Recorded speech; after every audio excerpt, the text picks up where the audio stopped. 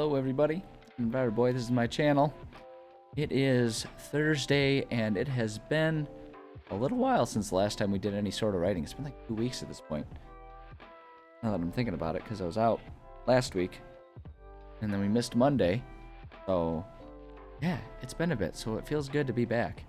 It feels really good to have something fun and happy and exciting to look forward to here today, because my day has started out very frustrating. For reasons that I won't bore you guys with, but certainly been one of those days where I am happy to have the opportunity to do something else that's more chill than what I've been doing so far today. So, at any rate, sorry, I'm fussing with a couple things on my desk, as I do.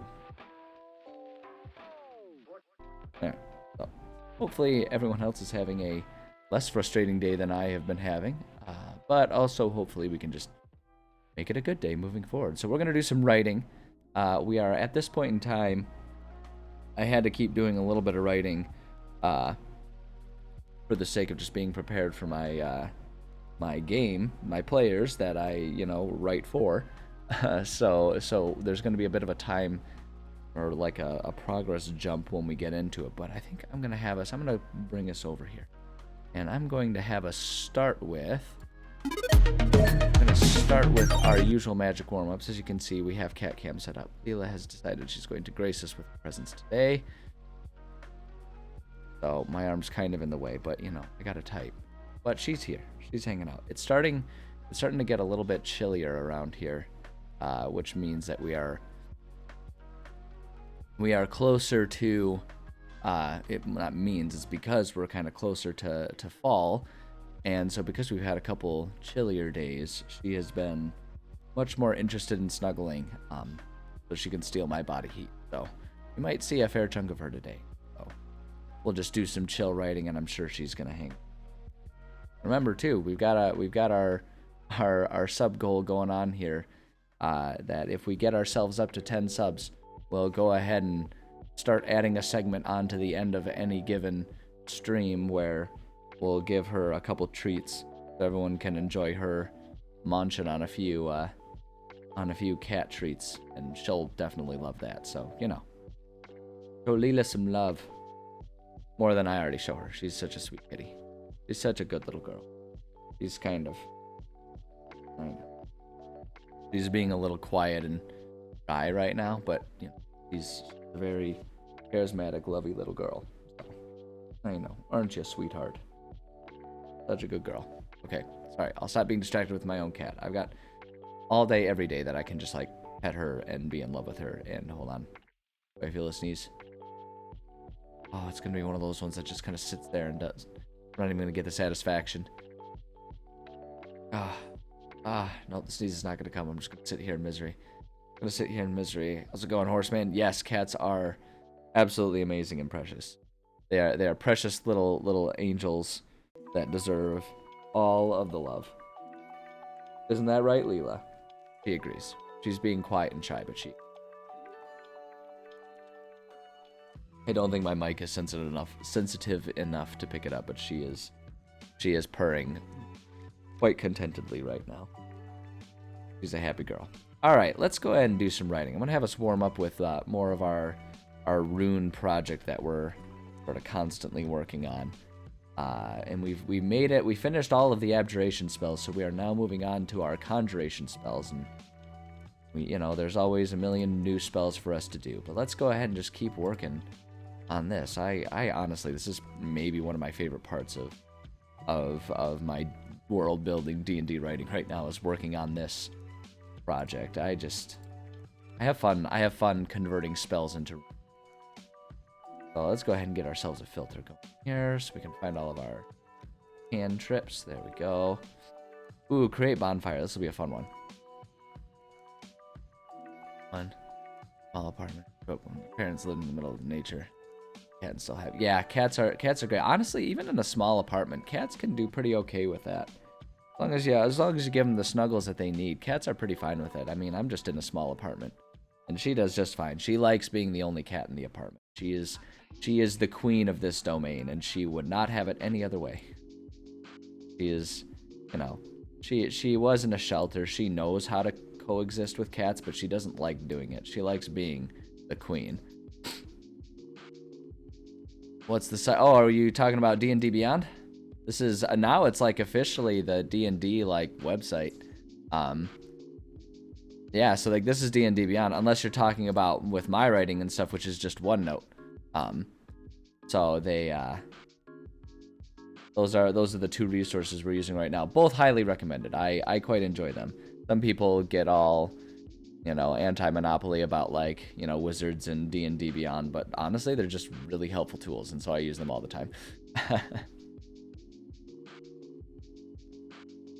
Oh yeah, I mean, yeah, if you're gonna take a cat from outdoors, that's a different thing entirely. If you're just adopting one from a shelter, they'll do just fine in an apartment. Yeah, if you're bringing one from a larger home into a smaller one, it would be a tougher adjustment. That's very true. That's very true. Look at, oh my goodness. Oh my goodness. Oh, you are mugging so hard right now. No, the camera angle doesn't do it justice. She is like getting her little kitty grin going right now. She is so happy with her little chin scritchies. What a precious little angel she is. All right, sorry. I create bonfire. I'm obsessed with my cat, and I feel like that just kind of comes across super obviously because I can't ever stop being obsessed with her. All right, let's see here. Create bonfires, what we're working on. Let's go ahead and get our spell sort of rules as written in here, and we can start making some changes to turn this into a nice little rune here. Host away, my friend. I appreciate that. Tell them to stop on by. Okay, they can come say hi to Leela. She'll be indifferent about it because she's a cat, but you know, it would be weird if a cat was any different.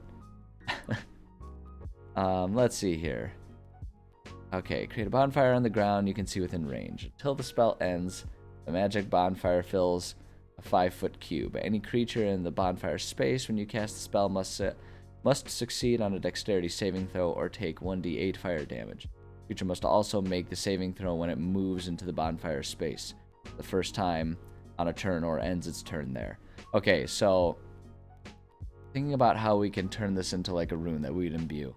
So I've kind of adjusted my mindset about trying to create these spells and turn them into runes from being something of just like a, you know, create a reusable spell scroll or a reusable, you know, wand or whatever, of like trying to make it so that it's a permanent trait of the item. So when I think about this, creating a bonfire, my thought is that we're creating something that's essentially eternally on fire.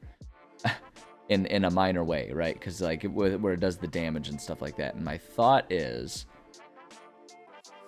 because like what I'll always do is say the type of item it can enchant, and it's like in theory you could enchant anything, and it's where just sort of being flexible and working with your players can come in super handy, because you can just sort of like, you know, work with what they want to do with it, and that, like, you know, if you're looking for an in-lore reason why it is, I always just consider magic is just an existing type of energy that can be channeled. Horseman, thank you so much for the Prime sub. I appreciate you. I'm glad you're having a good time here. Glad to have you along, no doubt. And we are one step closer to the edge, and we're about to break. No, we're one step closer than to giving our precious little kitty angel some treats. Oh, well, I guess she got embarrassed by me mentioning her. Now you guys can just sort of awkwardly stare at my crotch. Hold up. There she is. She's gonna stand here awkwardly, probably before she jumps onto her little cat tree over there, and we'll adjust as needed. But yeah, so when I'm doing these, well, just kidding. She's gonna run off elsewhere. So in the meantime, cat cam will be Lego tiger cam. There you guys go. There's Savaki, our Lego tiger. So it's kind of a cat cam. afraid of the horse. Yeah, you know, it's intimidating if you're not used to horses.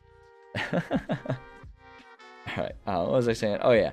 So with the way I do these runes, and just so people kind of understand, where I'm coming from when I'm writing these things and making these changes is like the idea of the runes is, and the idea of magic within my homebrew world is that magic is like a source of energy, and casting a spell is like channeling the energy. And so, which is to say, a spell, almost more like, I always think about using like magic as cooking, right? Where like the magical energy are the ingredients, and a spell is a recipe.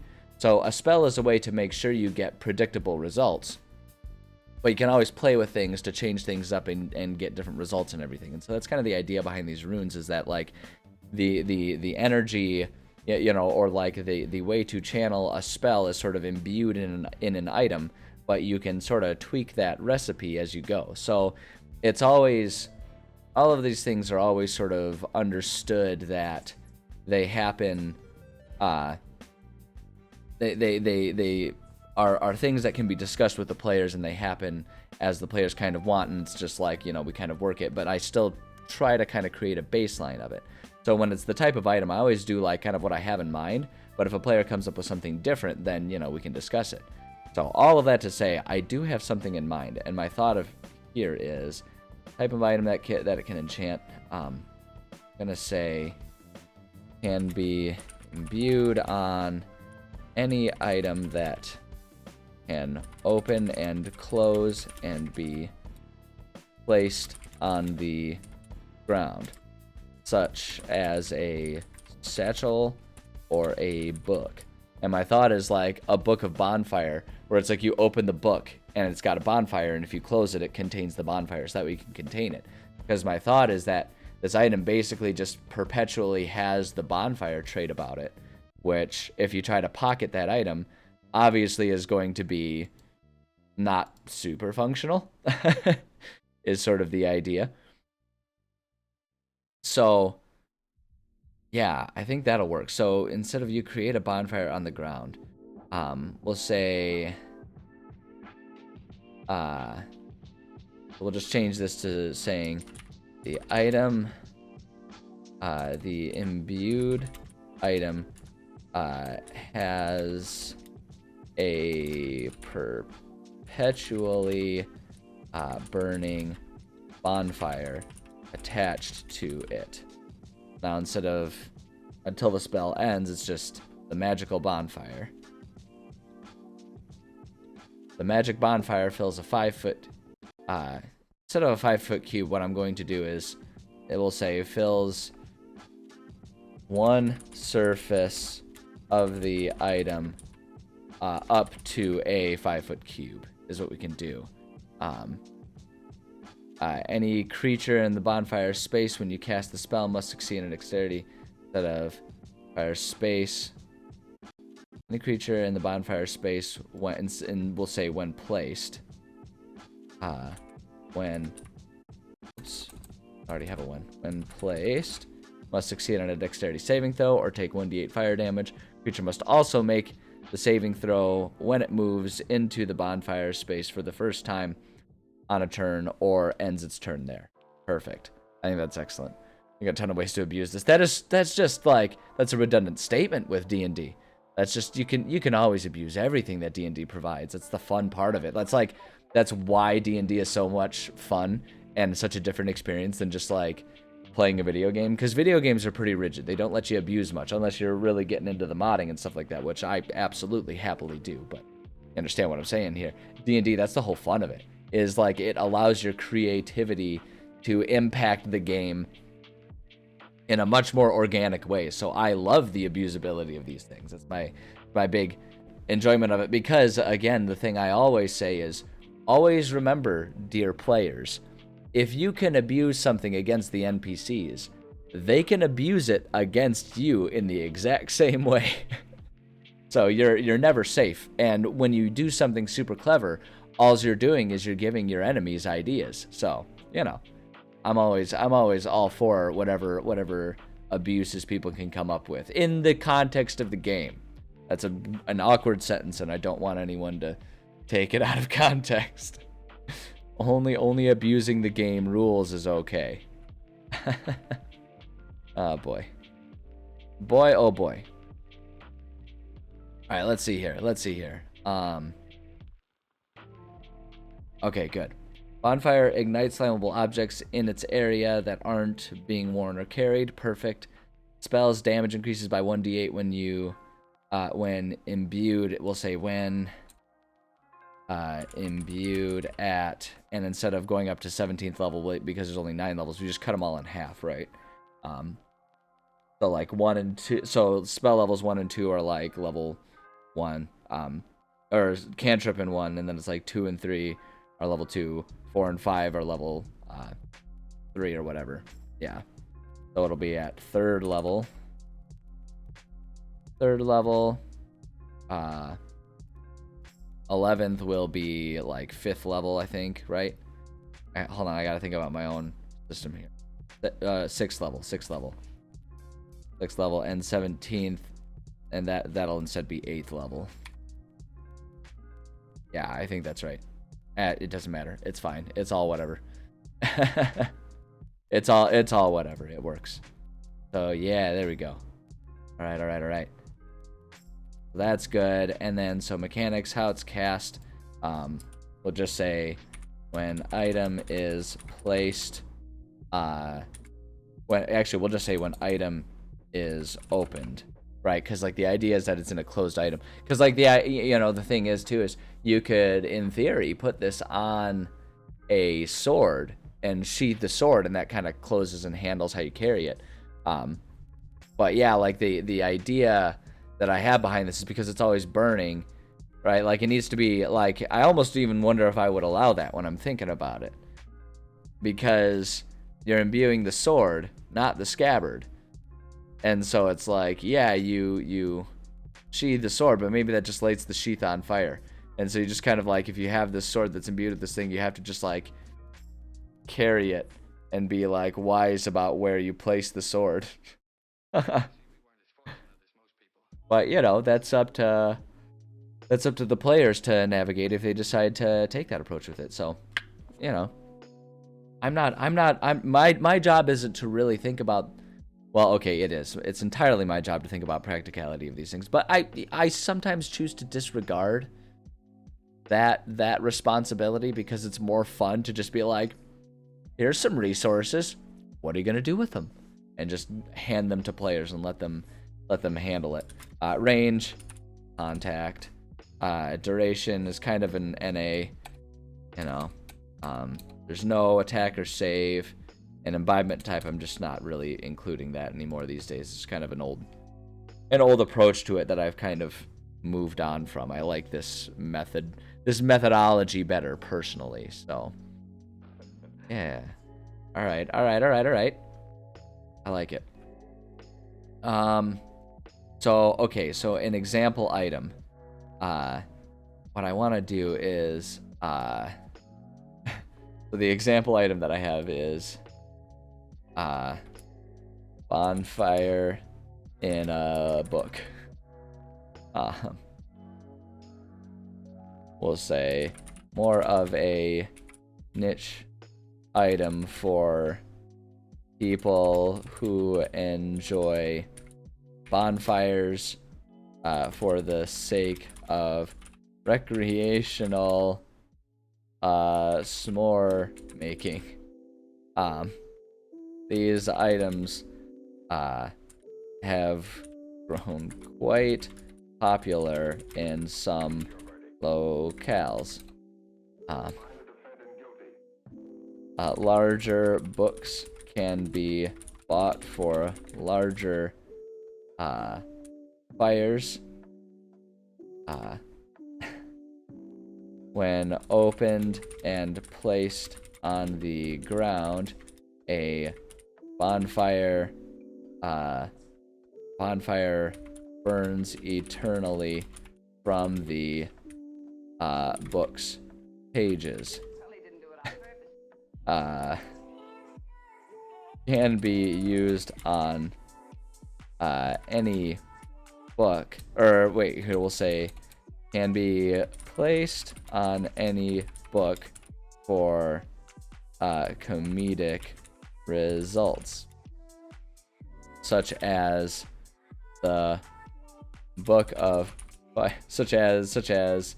a book, a booger, no, a book of firefighting techniques being used to produce a fire.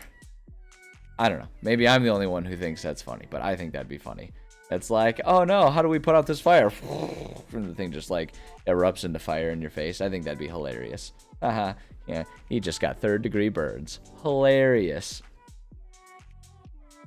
Oh, classic. Those rascally kids always inviting their friends over, not telling them about the book that catches fire. All right, yeah. I like that. I think that's good. I think that's good. I don't think we need any additional notes. This is a cantrip. It's pretty low-key. Not a big deal. I think this is great. The other thing that I think is kind of funny about this, that kind of does help limit the impact of it, is I like the idea of someone having like a book or just like a sack, right, that's like got a drawstring on the top that they could just like open and there's like fire coming out of it. Is it's like, you know, in combat you're like, I'm gonna use create bonfire, and you like chuck it on the ground underneath someone and they're like, ow, ow, ow, and they like kind of take some damage the first time, and then they just move out of the way and then no one steps over it. They're like, okay, well, you know, that squares off limits now, I guess. And so it's just this like floating fire. Even more amusing to me is if you have intelligent enemies now. Like this is something that I think is a decent equalizer about any rune or imbued item. I think the equalizer is that if you have a smart set of enemies, not only can they run away from combat, if you have something that you leave on the ground, an enchanted item, they can grab it and just run with it. So you can have your magical bonfire item stolen from you in the middle of combat, which I think would be hilarious. That's the type of messing with my players that I love to do. Kitty, what's up? Are you gonna rub your face on the microphone and give them some cat ASMR? What are we working? Oh, what do we want? We don't know what we want. We're gonna pace a little bit. You're just gonna pace and make it awkward for everyone. You've got Leela. Okay, so I get it. She's a cat.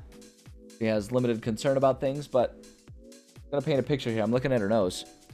Her little nose has cat litter on it, which is like, you know, like, oh, cute kitty has something on her nose. But let's think about the implications of that.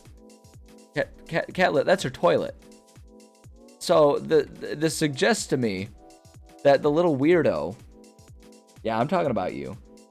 The little weirdo went, took a dump, and just had to check the smell and make sure everything was on point with it. Right? Like, how else is she getting cat litter on there? Like, she kind of tosses it around a little bit when she digs, but like, where's that cat litter coming from, huh? Did you shove your nose in your own poo? Is that what happened? A little weirdo? Is that like the cat version of that one weird kid in school, in elementary school, that like every 5 minutes sits there and smells their own hands? Like, is that what's happening? Is this the cat version of that? Not even that. Like, there's kids in like elementary and middle school that will absolutely just like admire their own dumps when they're done. I remember that. I always thought those kids were weird. They would come out and they'd be like, oh, I just like took the biggest dump, and then they would like try to get other people to look, and some people would go for it, and I was just like, I don't want to look at your poop. That's just unappealing. But our little little poo sniffer is back to snuggling and hanging out, so we can get our cat cam back. So say hi to everybody, Leela. Like, don't make fun of me. Don't make fun of me and my poop sniffing. I have one eye. You're not allowed to make fun of me. I know. One of the guys at the gym had a really good idea. We should get some Google eyes and see if we can't give you a new eye. Just pluck it right on there, right? Just boop, right there. I know, it would be perfect. It would look hilarious. I don't think she would tolerate it very long. Would you? I know. Hi.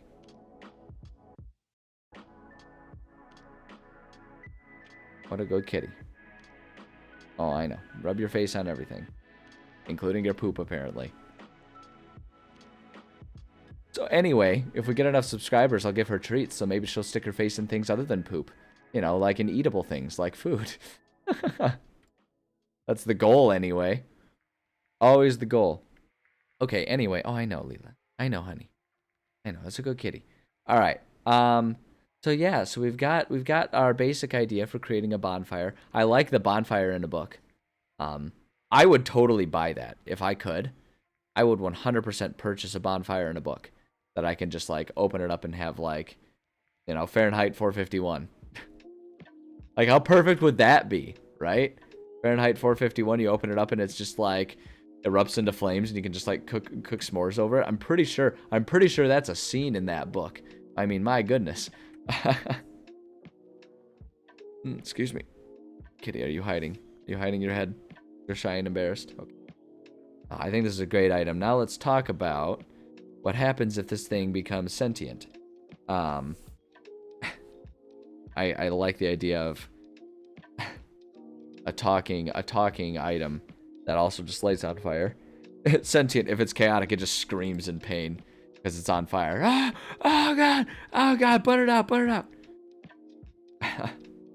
out! Okay, so I always do.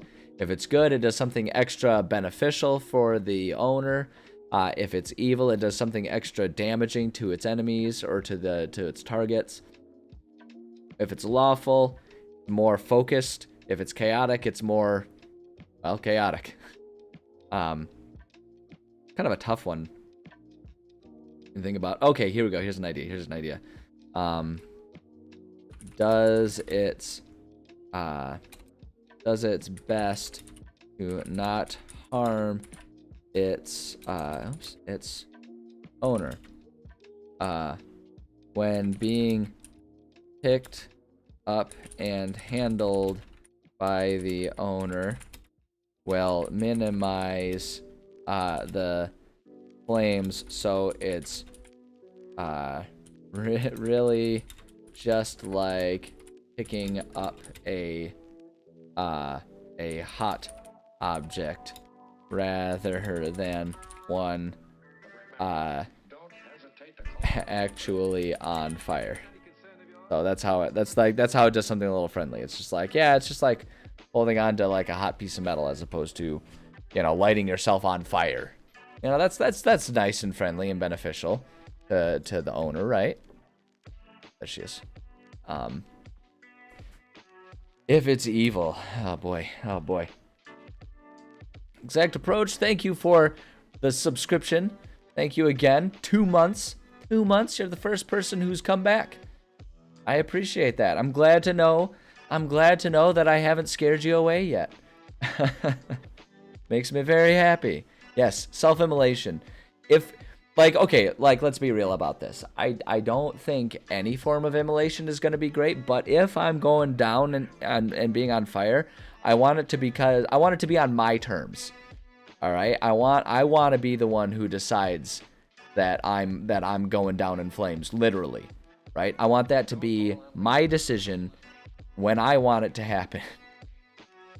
Damn it. That's how I want it. That's how I want these things to happen. So self-immolation. So it's not like self-immolation over no immolation. But if immolation is inevitable, self-immolation over what would it not be like? What would be the term if it's not self? Would it be extra immolation, right? Because it's coming from outside. I'm getting a little loose with my Latin naming approach here, but you know, we do the best we can when we don't have rules to tell us what to do, and sometimes even when we do have rules. In 2 ways: how much life has improved the lives of others, and how cool my death looks from low Earth orbit. Exactly. Thank you. You understand. You understand? That's why I always tell people, if I'm ever brain dead, like, I don't care anymore, right? Like, if I'm brain dead and in a coma or whatever, like, I don't care what happens to my body. Have some fun with it, right? Strap me to a motorbike and send me off into the Grand Canyon or something with just a whole bunch of fireworks attached to me. Like, let's just make it a party, right? Like, that's I don't know, that's my take on it. Like, I don't care. Why do I care what happens to my body? Do something rad with it. And if there are any remains afterwards, bury me at the base of a tree, so that way I can become Treeman. And maybe I'll be the first person to be able to splice my human sentience with a tree, and I'll become the first Ent. And I'll get to throw orcs into waterfalls and shit. You know, like, we can't know how these things will pan out unless we try it. And I'm willing to be the first to try it. I don't know. My take. Alright, at any rate, suppose we have an item that is permanently on fire. How can we make it evil?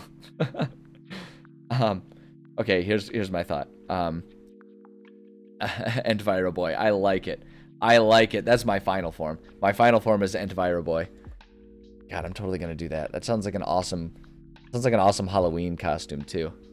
I'm gonna give you guys our Lego tiger. I'm gonna give you guys Savaki. Here, I'll give you guys a nice close-up of Savaki and his parrot friend. I don't have a name for the parrot friend. If you have a good idea for the parrot friend name, let me know. But yeah, because Leela's gonna go off and wander a little bit. So, as she does. Evil, what is an evil bonfire? Oh, I have an idea. Evil bonfire.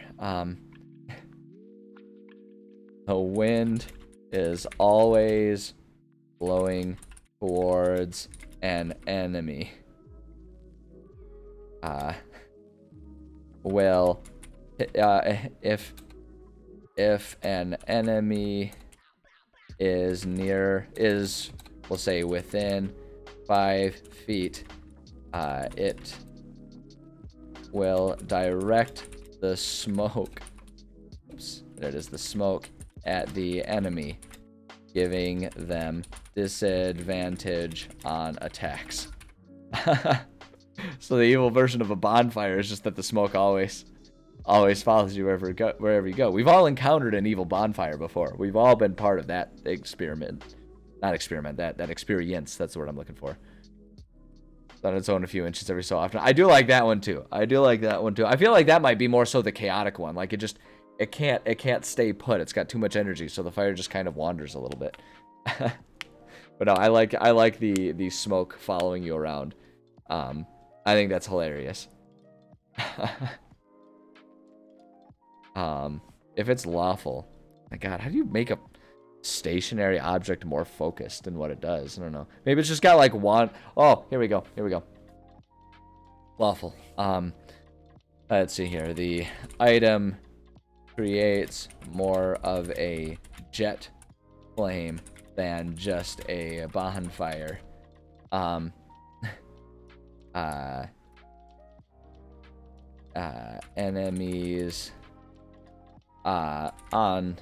Enemies impacted by the fire take 1d10 damage because of the more intense flame. So it's more like a really powerful Bunsen burner than it is a campfire. You know what I mean? Like, that's kind of what I'm thinking about. You know, it's just got like that one powerful little flame. Anyone else ever do that? Okay, so this is really gonna depend on everyone else's experience with like education and what direction you took your education, stuff like that. But I mean, I went into chemistry and biology, right? And I did that. I've done that. I still am doing that. You know, more chemistry these days, but there's still some biology impact when we're talking about air quality and air health and all that kind of stuff, which is what I do for my primary job. Yeah, so I spent a lot of time in chemistry labs, and you better believe I experimented with how big I could get flames on those Bunsen burners. To the varied response of my lab instructors, depending on who was the instructor and how much fun they liked to have. Well, there's a defined border between fire and not fire. Yeah, exactly. Like I say, it's like a Bunsen burner, where it's just like, and like you can kind of hear the like almost jet-like flame coming from it. You know, I like it. I think it's fun. I think that's a good one.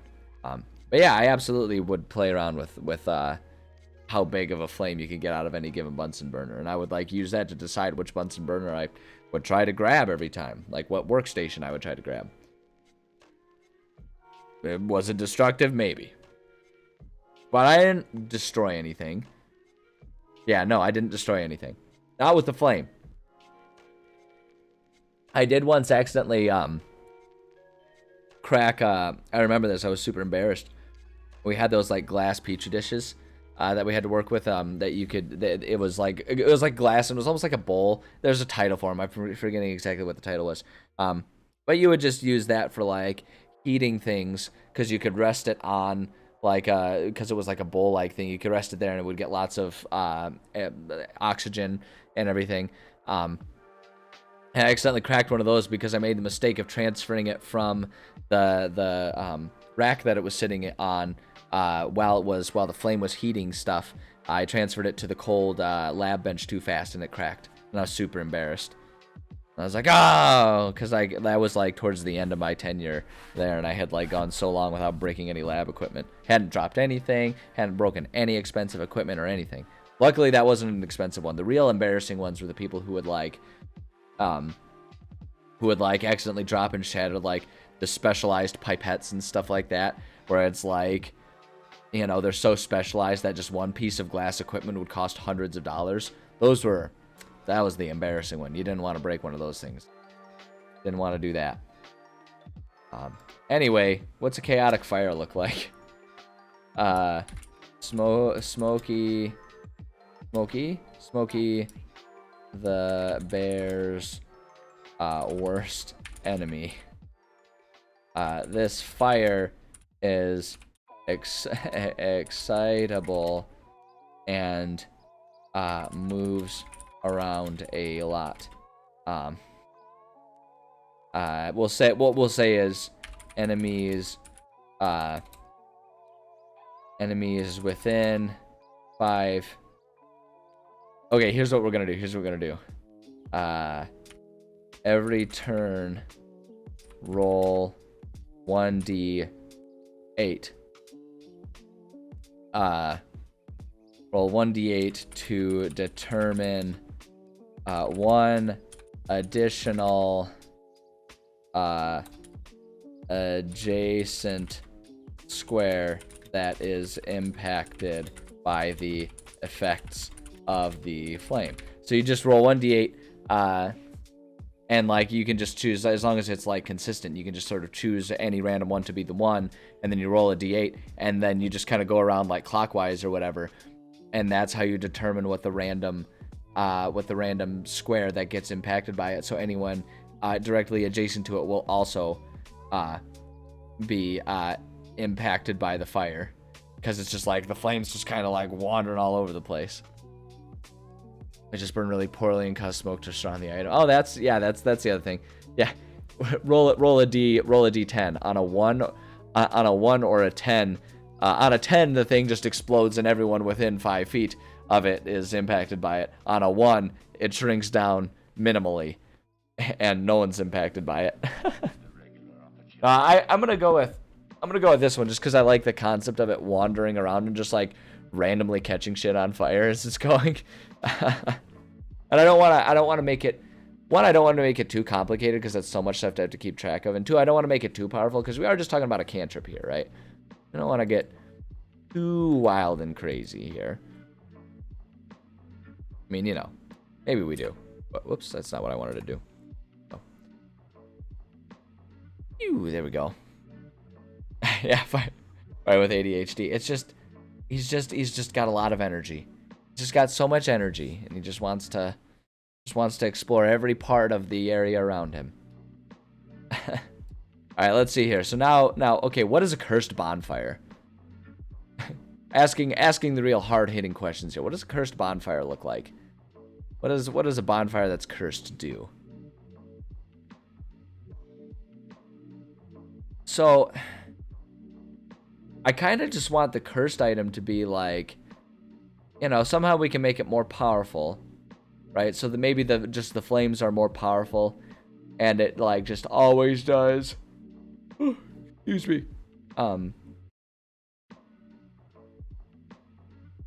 Okay, here's an idea. I probably sound insensitive. Nah, I mean, I don't know. I get it. No worries. Fire with manic energy. Yeah, I think they're all fair descriptors. I don't think there's anything wrong with it. Just that's the descriptor. So here's what my thought is with the cursed fire. It's a fire that can, like, so it does its normal thing, but you can intentionally make it so that it's a 10 by 10 square, so that it expands a little bit, and so it's like a 4 square patch rather than just a single square, right? But it needs to be fed to do that. You know, so like if you feed like some kindling to it or something, like if you open it up and then feed something to it, that it'll spread out to a larger area.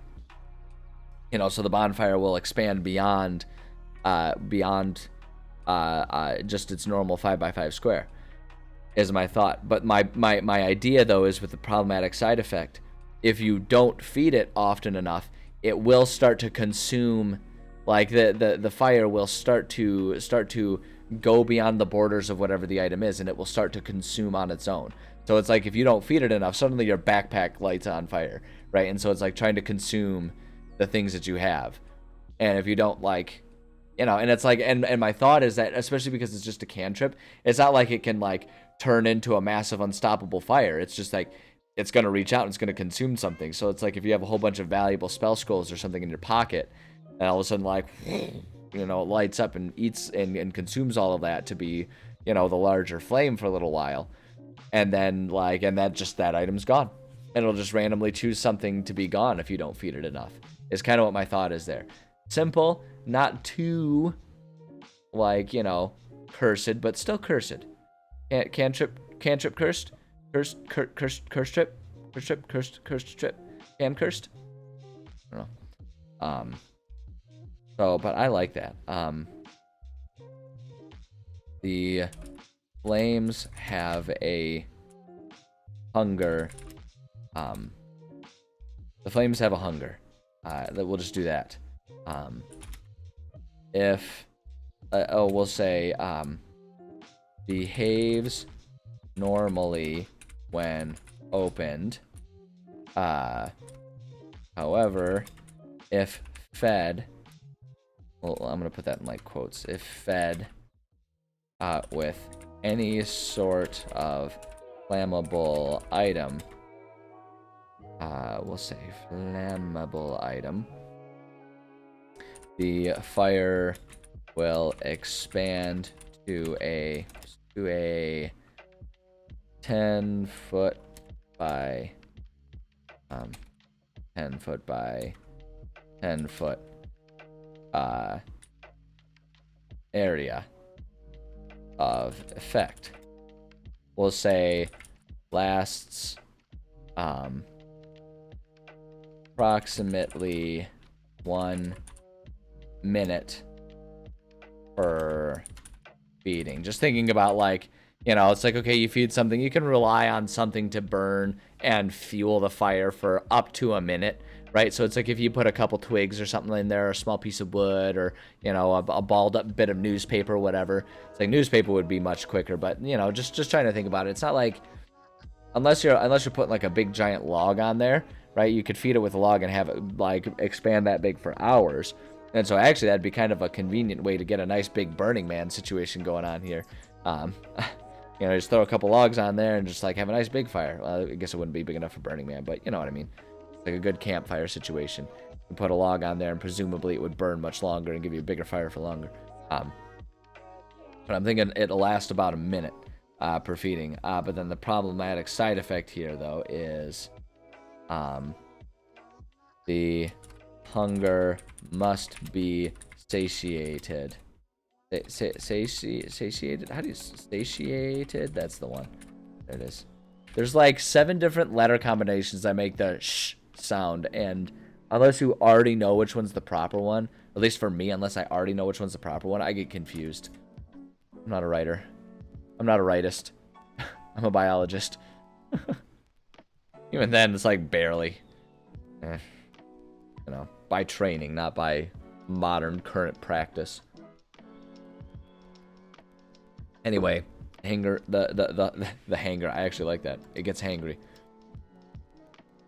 Or else it gets hangry.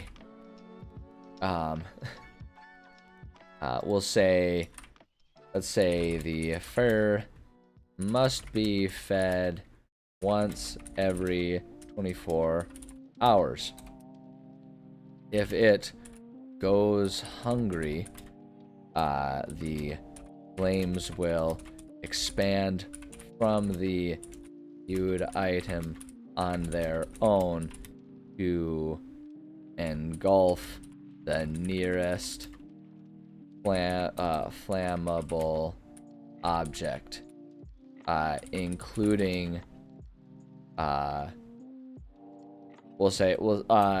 including worn objects, if that's what is available. So yeah, it'll totally catch your shirt on fire if that's all it has. If it's an item that's sitting there in your pocket, you will become the liar liar pants on fire.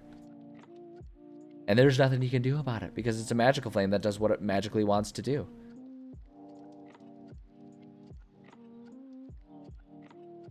Yeah, that's kind of the idea that I'm going for here. It's like, you know, the magical thing wants to be fed, so you feed it, and the flames will kind of grow. So it's like if you just make it a habit of when you're out adventuring, you set the thing up and use that as your campfire every night and just feed it a little bit of kindling or whatever for getting a bigger flame while you're cooking, and then let the flame kind of die down for when you're sleeping. Good to go. But that one day you bring it home and put it on your bookshelf and forget that it needs to be fed. Uh-oh, I guess someone's valuable family heirloom book collection of like custom bound special edition tomes, that's going up in flames on that bookshelf there. Yeah, I think that's great. Afternoon flames grow, curtains burst into flames. Yeah, exactly. Yes, exactly. I think it's great. It's because again, I feel like this does what I always want the cursed items to do, where it's like there's something bad, but it feels manageable. So that way you can trick players into being content with, like, oh no, I think we can handle this cursed item. And they keep it and they use it until that one day they forget it. And then everything goes up in flames. It's game over. So what it takes to remove. So here's what my thought is. Item must be removed by magic. What we'll say is, item can be left by the owner, but it will try to consume on its own. And what I'm going to say is, for every day the item is not fed, it will consume an additional item per feeding. Day 1 consumes 1 object. Day 5, I already started with writing them out, so I'm going to do it again. Day 5 consumes 5 objects, etc. And so it's like if you don't feed it, and like if you go away for a week, you're gonna come back and like, you know, half of your shit's gonna have been like burned up by this item, and the item's just gonna be sitting there like, you know, letting out a fiery belch of contentment when you open up the front door. And you're gonna be like, I told you not to catch the house on fire and you didn't listen. I think that would be good. It's like a fun monument to have in town square. Oh yeah, it's like instead of a wishing well, it's the wishing torch or something like that. That'd be rad. That'd be awesome. God, if you could find a way to monetize that, and it's like basically we just created the Goblet of Fire is what we've done here. There we go. We've done it. We've gone full HP on this one. And that feels like its own success, quite frankly. I'm content with this. I like this item. I think this is a good one. I like the idea of there just being like a bonfire in a book. And it's just like, that's just a common item that like many households have. Lit over a little pedestal. Yeah, exactly. And it's like, they have like, it can be a tourist attraction at a city, right? It's like, one gold gets you can put any, so it's like 1 gold they provide you with something that's like burn friendly, right? So they'll give you a chunk of wood. 3 gold, you can take any item that you want to get rid of.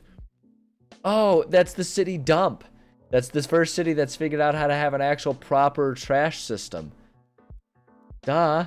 There it is, and you just pay your weekly trash bill, and like that's what the garbage men they do. They collect up all your trash, and then they just sit there feeding it to the bonfire. And the thing is like the happiest bonfire that's ever existed. It like sits there, it lets out little bonfire belches. It like controls the flames to like give like a thumbs up or like an okay signal when it likes something. Yeah, it would make really good disposal stuff. Night lighting, that's so practical. I don't know, man. Practicality, pushing it with that much logic here.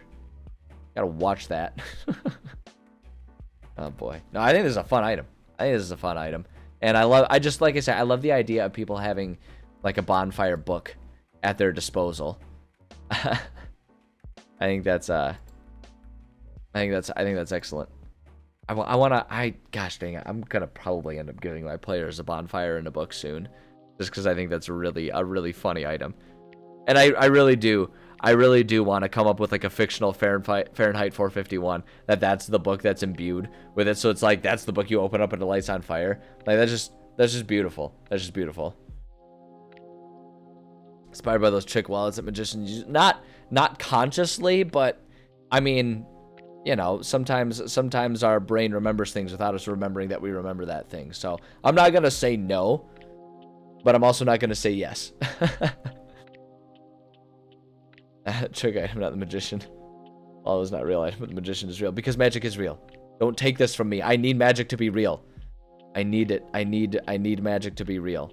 That's why I write this. So that way I can just close my eyes and pretend that my world is the real one. I need this. This world is too harsh. I can't take it. I need to know that our world is magical and wondrous and wonderful. I need to know that that's true. All right. I need to run to the bathroom and refill my beverage. So I'm gonna go ahead and take a quick pause here. Those of you who are subscribers, enjoy some retro commercials. The rest of you, think about subscribing so you can watch all kinds of goofy old retro commercials rather than having modern commercials try to trick you into buy things. So, so enjoy those. Let me see. I'm gonna pause the music so it doesn't disrupt everything here, so that way you can have an uninterrupted auditory experience as you're watching, I don't know, some sort of Nickelodeon slime themed cartoon commercial or whatever. I don't know. But yeah, enjoy it. I will be back very shortly. I appreciate your patience. The water is a little bluer. The road's a little bumpier. The jumps are harder. The level's deeper. The character's smarter. The sound is hotter. The graphics cooler. The secret's darker. The danger's fiercer. The challenge a whole lot tougher. And suddenly the world's a more exciting place to be. Super Mario World. It comes only as part of the system it was created for. The Super Nintendo Entertainment System. The next generation from Nintendo. Now you're playing with power. Super power. Hey, Mike, check out that toaster. Okay. Cool. I'll make s'mores. A repair shop? Toaster makes funny noises? What? I'm just telling people what makes Kellogg's Pop-Tarts good. Like s'mores, the only ones with chocolate and marshmallowy stripes. But who melts them together in a yummy graham cracker crust? Me! Hey, it works. Now we don't have to use it for parts. Parts? What are you, Frankenstein? Kellogg's Pop-Tarts, a delicious part of this complete breakfast. They're cool. There. Ah. There's only one thing they're into as much as Domino's Pizza.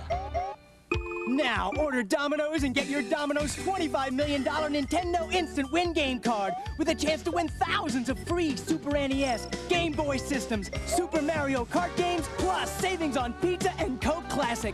Call Domino's. You can win Nintendo stuff. Wow! And try our new Domino's Twisty Bread, free with our unlimited topping medium, just $9.99. After 25 years in the jungle, Alan Parrish has come home. Alan? But he didn't come home alone. It's a stampede! Don't look back! Oh! It's Robin Williams in the greatest movie adventure you'll ever take. Jumanji, rated PG, at theaters now.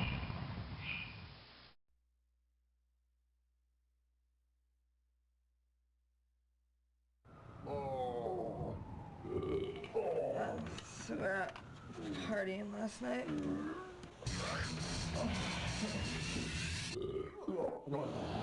Dude, we got on the bar and started pissing all over these freaking bikers. Yeah. His cat started a fight. And we get back here and he goes all night. This place is completely trashed. Getting saucy with these commercials. My goodness. I'm paying for it now. Old school commercials. A hangover's never Oh my pretty, God. but a squirrel with a hangover. Just obscene. absolutely incredible. I remember this game. I remember. Yeah, look at this. Yeah, Good old Conker. Yeah, I know you do. I know you like it. I know you love that. Oh my God, what a commercial. Holy crap. All right, you heathens. Let's stop being distracted by all of this cursed, horrible, non-Catholic ridiculousness on screen here. God, I remember Conker. I remember looking at that game and like that was like knowing that game existed. I never really played it because I was just a little like I was too young for it at the time. I did play it a little bit at one point. But I remember that game was like one of the first realizations I had that cartoons don't have to be little kid things. And that like that and Ren and Stimpy were both like two of the things that I like kind of realized as like, oh, animation can be whatever you want it to be. And I have strong memories of that. Oh boy.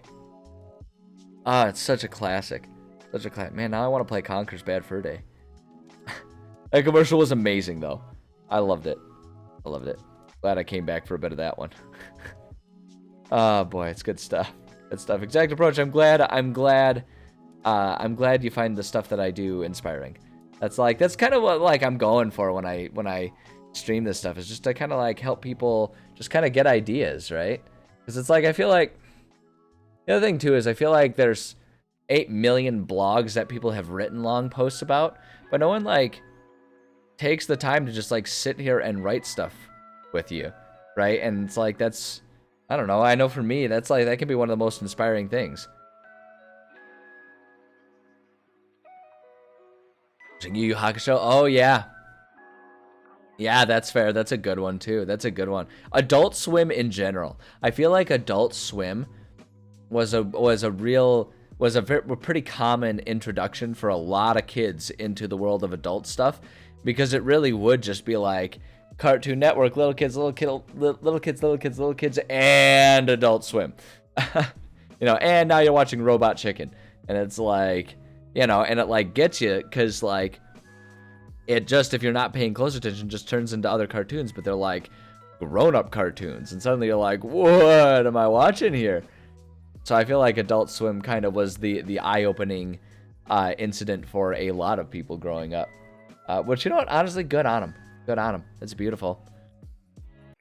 Yeah, that's true. Nick went to Nick at Night, but I feel like Nick at Night was always more so just like, Nick at Night was kind of more so the TV land type of adult stuff. Because like Nickelodeon went from not like, because like Cartoon Network went from little kids to like young adults, right? Like it went from like under 15 age target to like 20 to 30 age target range, whereas Nickelodeon went from like that under 15 all the way up to like over 65, because they would start doing like all the old school shows, like they had Brady Bunch and all that kind of stuff on there.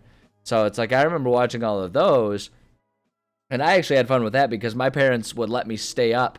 Yeah, exactly. It was older, wholesome, and yeah, and Cartoon Network was the back room at Family Video adult.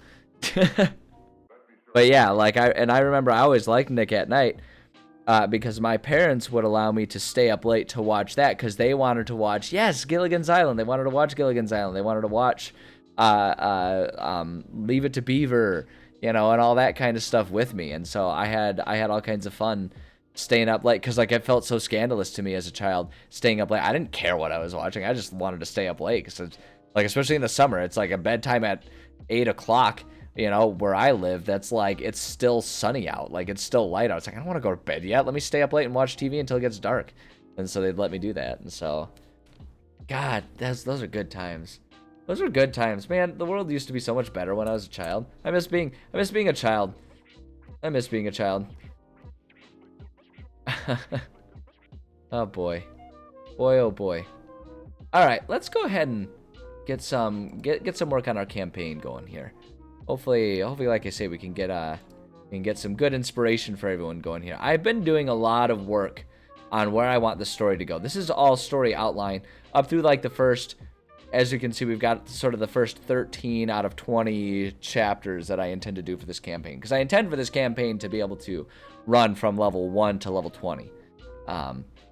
And my players are on level 3 right now, so we're just warming up with it. But we finished writing chapter 3, and so we're gonna start chapter 4. As being a child and not having to pay bills, my God, does that hit home. Every day I sit here and I'm like, man, what happened? What happened to me? Why did I grow up? Why am I 30 now? Oh God. Just, it's weird how the years pass. I don't know. Not to dive into an existential midlife crisis here. I guess it'd be more of like a third life, quarter life crisis for me at this age. I don't know. It's like everyone just calls having a bad couple of weeks a midlife crisis. But like, not to spiral into that, but when did 30 years go by? Like, what happened?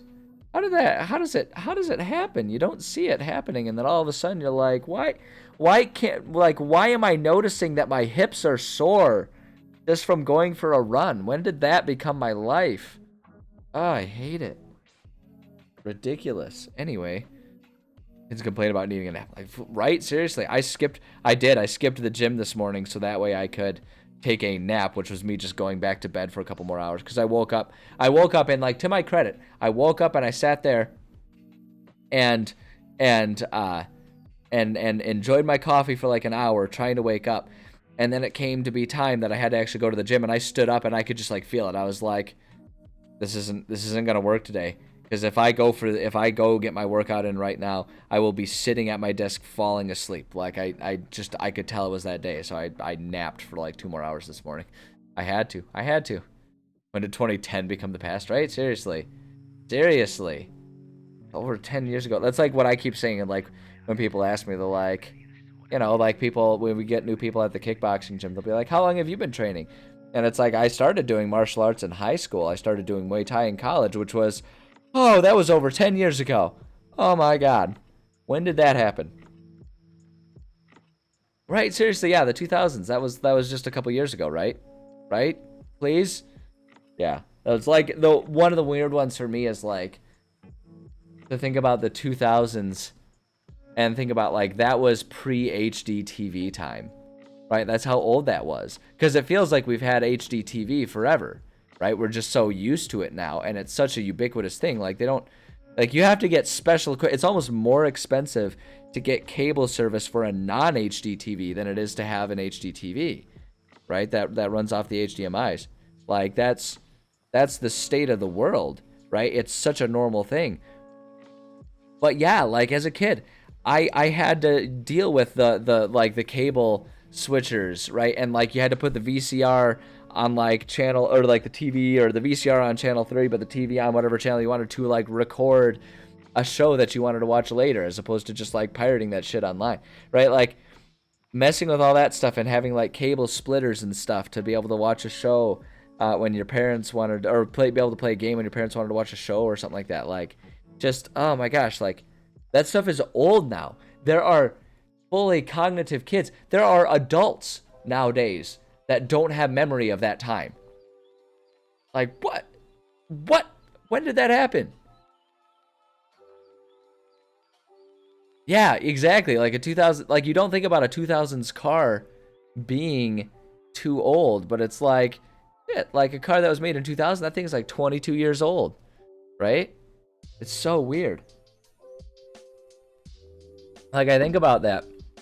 I don't remember my first car being something that out of date, but when I think about it, my first car was a 2000 Dodge Neon, And I loved that car, but I bet you if I sat down on that, I'd look at that thing, I'd be like, why are there so many levers? Like, I'm pretty sure that thing had, like, hand crank roll down windows. Do they even make those anymore? People vote next election who never had a landline phone. Yeah, exactly. Like, you just think about all those things, and it's like, I get it now. I get why old people are always so obsessed with being old. 95 GMC Sierra, nice, classic. Classic, yeah. God, I feel like people are still driving those ones around, I swear to God. Like, that's, yeah, it's just, I don't know, it's weird. It's weird when you actually think about the years, like, and how much time it's been, because it just kind of creeps by and you don't notice. Like, I didn't notice myself getting 30 years old, and here I am now, and I'm like, Jesus, like, I'm not even a young adult anymore, I'm just an adult. Who decided that was appropriate? Who decided I was ready to have a credit card and rent a car? Like, I'm not ready for that. I can do it, but I'm not ready for it. I still feel weird. I still, to this day, feel weird when I reserve myself a hotel, right? Like, this past weekend, I was up in, I traveled, I had to go 8 hours for a trip over this past weekend. And I still, to this day, like, when I made the reservations at that hotel, I was like, okay, great, I've reserved a hotel. And I was like, do I need to, like, check with anyone that it's okay that I'm taking this trip? Like, when I was planning the trip, I was like, am I allowed to do this? Like, does someone need to tell me I'm allowed to do this? Or can I just, like, I can just go on a vacation? Like, I could just right now end the stream, call in sick, and then up and go on a vacation right now if I wanted to. I could just do that. I guess I wouldn't be able to call in sick. I'd have to use my annual leave. But the point is, like, I could just up and do that, right? And, like, no one can or will stop me. Like, that's weird. I'm used to, like, why don't I need my parents to sign and say it's okay for me to go on vacation and, like, fly a plane or something? Like, don't my parents need to say that's okay? No, they don't. I can just do things because I'm an adult. That's weird. That's weird and unacceptable. Hold an old cassette deck. Yes. Yeah. Do you remember having the tape that, like, it was a tape? It was a cassette that had the little cord that stuck out of it, like a little tongue. And, like, that was how you listened to, like, your CD player. Because your car didn't have a CD player, but you could plug the CD player into the headphones jack that would then go into the tape deck. Did you ever have that janky Frankenstein of a setup in your car? Because I did. I had the. Oh, that's the adapter that you're talking about. Okay, yeah. Eventually it turned into the iPod, but I remember doing that with a CD player too. Like, I would plug in a CD player because all I have was the tape deck. So I would just, like, plug in the CD player, and, like, I'd have to choose CDs, and I always got so excited to have a Copilot because they could change the CDs for me. It was great. Like, I made sure to get one of the CD players that had, like, the anti-skip technology, so it wouldn't, like, jump and skip around on the CD when I was driving. Yeah, that was good stuff. Battery operated FM transmitter. Yeah, I had the FM transmitter, but I always made sure to get the ones that you could plug into the cigarette lighter. Which a lot of cars do still have, like, the cigarette lighter thing, but, like, none of them actually come with the cigarette lighting part of it. It's just an adapter because some items still use that to plug in. Like, some things, like if you have a police, like a radio scanner or something like that. But that one's a holdover. But I feel like most people probably don't understand where those things originally come from. Those things were originally a cigarette lighter, where it was just like this coil that you would just drain the battery to create a fire hazard and light up a cigarette in your car. Oh my gosh, that's good stuff. Good stuff. It's weird though. Like, it's weird to be able to sit here and have a nostalgic conversation about when I was a kid. Like, I'm old enough that when I was a kid was long enough ago that kids nowadays will be like, whoa, it's so different. It's like, yeah, kid, it is. It is. I'm old. When did it happen? That beats me. I have no idea. I used to use that to light cigarettes. Yeah, see, I never smoked. I've never smoked. My parents, I was one of the 8 kids in the world that DARE worked on, and I was, like, terrified of smoking and drugs and stuff. I was like, if I do that, I'm gonna die. Because I was just such a little bitch as a kid. It's so funny, because, like, people who remember me as a kid would think it's really surprising that I'm, like, a kickboxer who's, like, competed and stuff. Because I was such a little wuss as a kid. I was shy. I was a scaredy cat. I absolutely did not do contact sports or anything. But yeah, no, I never smoked. I never actually used them for that. They always just kind of were there, and I was like, yeah, well, I guess I'll use this to plug in my adapter or whatever. Oh my god. Good stuff. Okay, all right. I should get myself off the topic because I could sit here and do this all day, but according to the title of my stream, I'm supposed to be doing some D&D writing and stuff, and people are going to show up and be like, the hell is this weird guy talking about all kinds of stupid old technology he used to have to do before, like, the better times of modern day technology. So let's go ahead and start with our next chapter here. So we finished up chapter 3. Well, I finished up chapter 3 while I was out last week because I had to keep, I have to keep working on stuff to make sure it's ready for my campaign, and I'm keeping up with it. So I finished up chapter 3, which was our quarry that the Snolls are living in, hiding in, that our players are chasing down. So we got that all. I got that all finished up, and so we're on to the next chapter. So what I'm going to do, what I'm doing with this is setting it up so that chapters 4 and 5 are like interchangeable, but not. So what I'm gonna do is, you know what? Let me pull up our world map here. Let me actually pull up our world map. It's been a long time since we checked in with that. And I actually have been having some thoughts on how I might want to modify how we're approaching our world map. So let's go ahead and let me open up. So this is our existing world map here. And this is what we've got here. So the first one that our players are at is this one right here. And this is where we're kind of putting the old quarry. And I think what I'm thinking I want to do is I kind of want to modify this a little bit just so it feels a little less cramped and stuff. Well, in the first place, I know I need to modify some of these things because when I spent a lot of time in the past couple days, just in my own time, working on like the storyboard of where I want the campaign and everything to go. And I've made a few changes to some things. So we'll modify it as we go and as it's necessary. For right now, we don't need to change up any of the existing places. I'm content with where they are. I like the centaurs being up over here. I think that works. And I need them to be in a place that doesn't really just have a basic pathway going there. So I think that one's good as it is. This one right here, these Snoll outposts are good as they are. I don't think we need to change these really at all. They're in good placements. Our players went to this one right here, or they've just made it there, but that's where the quarry is going to be.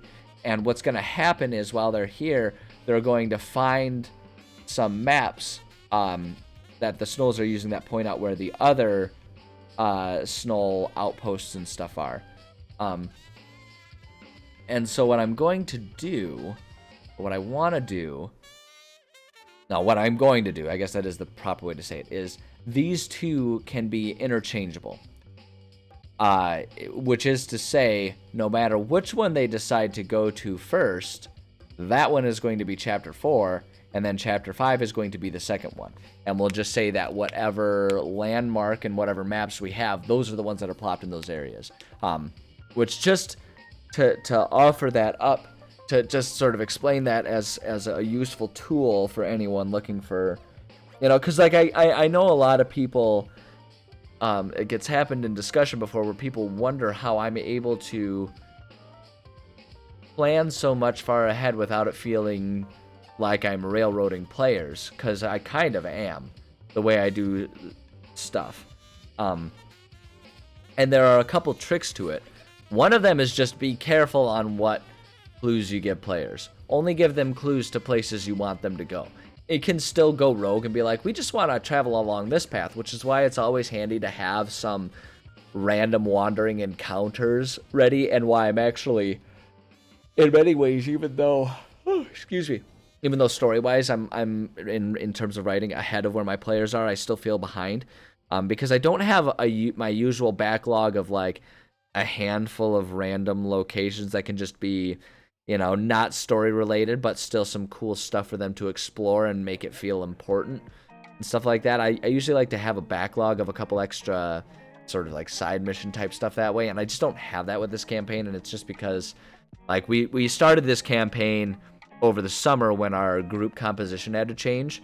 Our group composition changed, and you know, bless their hearts, my players didn't want to continue on with, like, because we lost a player.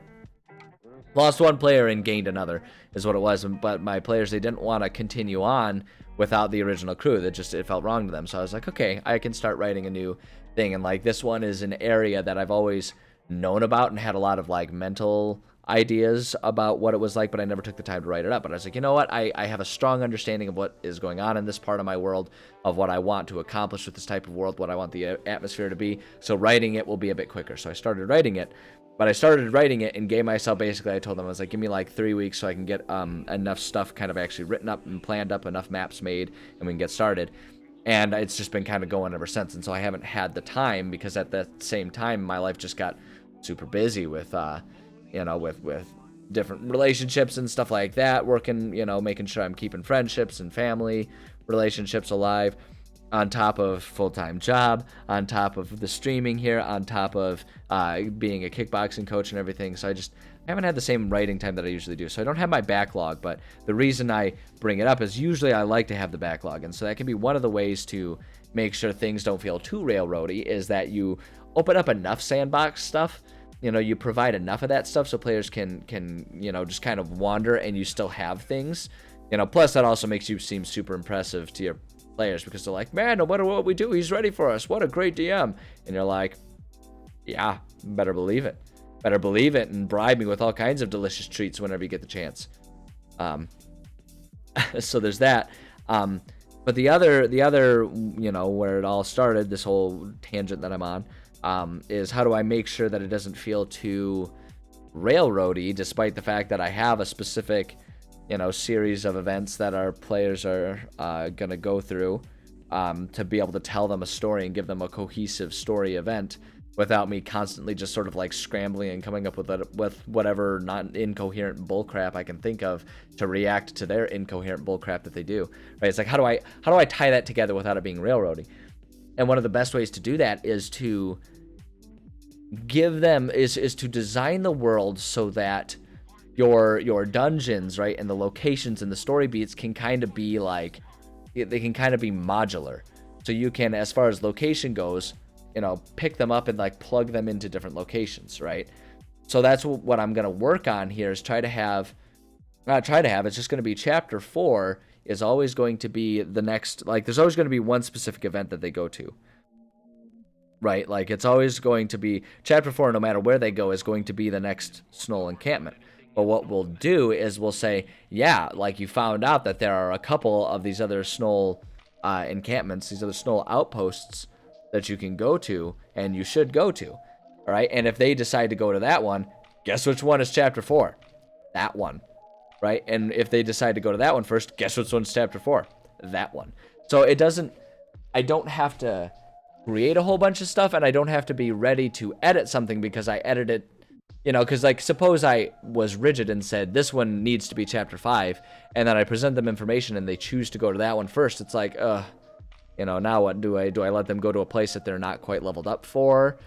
You know, how do we do that stuff? You know, do I let them go there and like, in theory, completely bypass this one, because if this is going to be the Snoll capital and if that's going to be the chapter 5 one, that's where I was going to put the boss, and you know, it just kind of is the snowballing effect of like, you know, what do I do to make it so that like players aren't skipping huge chunks, aren't unprepared. And the trick is, like, in terms of the details that you give them, always have the next story beat. Just make it so that they can go in a few different places, right? That it can be plopped in a few different locations. The other thing that can make that really fun is if you want to give them a mystery and have it so that they have to try and figure out where they're at on the map or where they're going in the map. So you present them, actually, here's what we can do. I'm going to, you know what I'm going to do? I'm going to, let's save, and I'm also going to save as here. I'm going to save this as, let's do, let's make this one player, because I want to make some edits for it anyway, and I need to provide them an updated map for a few reasons. We're going to say this is player map chapter 3. We'll go ahead and 2 birds with 1 stone this, and we'll make a player map where we're going to take off a lot of stuff. But the point here is, let me just save that. So now we got a separate thing. And so now we're editing a different one than our final draft. Because that'd be real sad if I made a whole bunch of edits that then, like, you know, messed up what's supposed to be my final draft here. But what you can do is, like, in this map, you can, like, if you really want to make it feel open world and sandboxy, is suppose for the next one, they do need to go to one of these snow output. For anyone, I keep saying snow. For anyone who doesn't know what the hell I'm talking about when I say snow, there's the opening adventure that's happening right now is the city that my players are in is kind of at war with this collective Gnoll society. But this is like a very northern snowy atmosphere, you know, like a really like a Winterfell, you know, Icewind Dale type of setting where there's lots of snow and stuff like that. And so my players affectionately have dubbed the Gnolls the Snow Gnolls or the Snolls. So that's why I keep saying that. Like, it's become the vernacular, and I'll probably call all Gnolls Snolls from now until the day I die. But the point is, what you can do is I could, if I felt like it, and I'm going to do this later on. I'm not going to do it for this part here because I've got a few ideas of what I want to be a bit more rigid. But the idea is you could, like, if they're in this first Snow outpost, give them some clues about where to find on the map, these next ones, but you don't, as far as you're concerned, place anything on the map and let them figure out and be like, well, I think, you know, like, give them just a few clues. Be like, oh, it's near the one big tree at the fork in the path. And then they can, if they want to get all riddly about it, and they're like, oh, maybe there's like a big tree at the fork in the river, because it'd be too obvious if it was at the fork in the road, right? Or if they're just like, oh, well, which one? Well, this fork in the road is really close to that outpost, so maybe it's out, right? And so it's like you let them just kind of do it, and then whatever they decide, you're like, you got it. Did it. You guys, you're too clever for me. I thought I was going to get you with that one, right? It's like, and you can do that kind of stuff, and that makes it feel really open and sandboxy. And like, what's valuable about that is it doesn't impact how you prepare, because no matter where they go on the map, they're going to encounter the same thing. You just haven't placed it on the map, right? You're basically letting your players place it on the map. And so I intend to do that with a lot of the stuff in the forest up here, because the forest is intended to be not much in the way of pathways and stuff like that. It's just going to be, you know, like a bunch of forest that they can travel through. So, you know, which is why I say there's going to be some edits here, because I'm actually going to take away some of this stuff. I originally started plotting everything just so I could sort of conceptualize a lot of ideas. And there are some things that will stay there. So like Hell's Domain is definitely going to be up there. The Elemental Stronghold is definitely going to be up there, and I'm going to utilize those, and we're definitely going to have something on that island. So there's going to be a lot of that kind of stuff going on there. But some of this stuff I want to change up, or I'm going to want to change up. So, but yeah. Thinking about it, chapter 4 isn't a place. It's exactly. Chapter 4 is a period in time where it's like that's just chronologically the next thing that happens. But yeah, the actually where it happens, like I say, there are some things that I specifically want to have in place, like the elementals. I really want those to be deep within the woods, so up there is going to be an excellent place for it. We're going to keep that there. I'm going to build some important things off of there. It's valuable to actually have, especially if you're dealing with, like, if you're giving your players factions to deal with, it can actually be really valuable to have faction locations be in place, because that can help sort of give realistic movements to the enemies, right? So it's like if the elementals are way up here and they want to move on the city here because they're at war, you know, how are they going to move around? Well, they're probably going to follow the path and then go approach that way, or they might follow the rivers, right, and go there. So it can kind of impact some of the locations that they do stuff in, and you can kind of do that. So it's valuable to put, like, leaders in a location, but then when it comes to just like, oh yeah, they need to go find this old forgotten temple, like these old temples that I have here, and who gives a rip? Those can be anywhere. Yeah, they need to go find a ghost town. They can find, this is, the scale of this is really big. This is like the size of, for people trying to understand the size of my maps. Any one of these maps that I do for a campaign is usually roughly the size of a middle-sized state. in America. So like, because I live in Michigan, so I always think about any one of these maps is roughly the landmass of the lower peninsula of Michigan, the mitten part of Michigan. So there's a lot of landmass, right? And so it's like these ghost towns, like those can go anywhere. Those can go anywhere that players want to end up putting them. So a lot of these I'll probably end up clearing out. Exactly how long to give them before NPC actions would have already happened in the background. Yeah, that can be a tough one. But a good way to do that one is to just have them tied with the chapters, right? And say like, you know, it's like, okay, they've got 2 chapters. So, and then this thing will have come to fruition unless they interfere beforehand. And so you can write it down. So if they're on chapter 4, right, it's be like, okay, so by chapter 6, unless they've done something about it, this will happen. You know, kind of the same as how, like, if there's going to be reinforcements, you might choose be like, okay, after 5 rounds of combat, the reinforcements show up.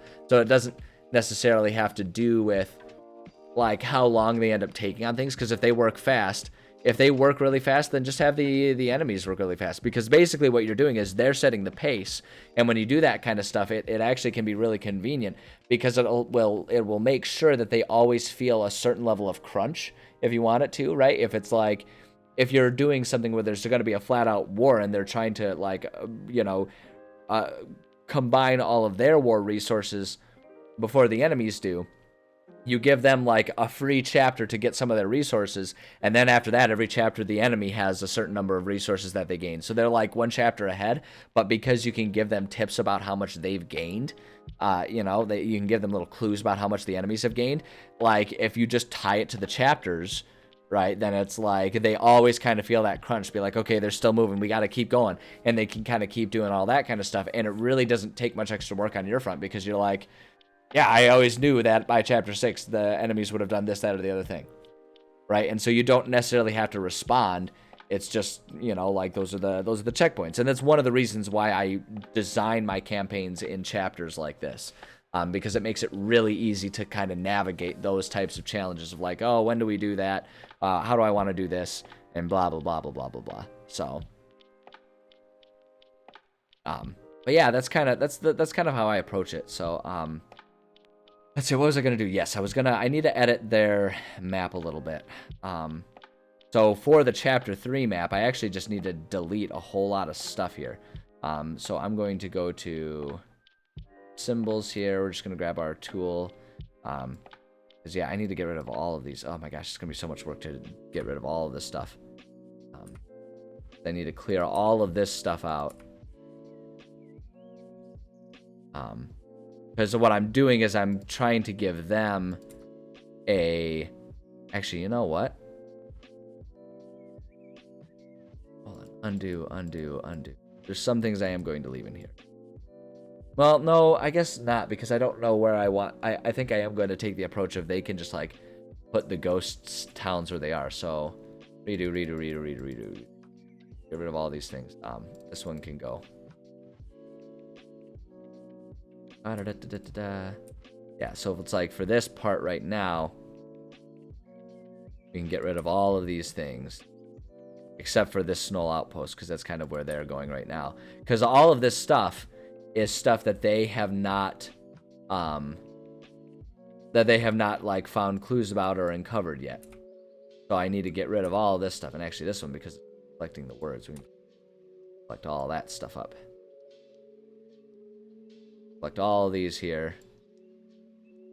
I'm going to have to redo. There's 2 labels that I want to re-put on there.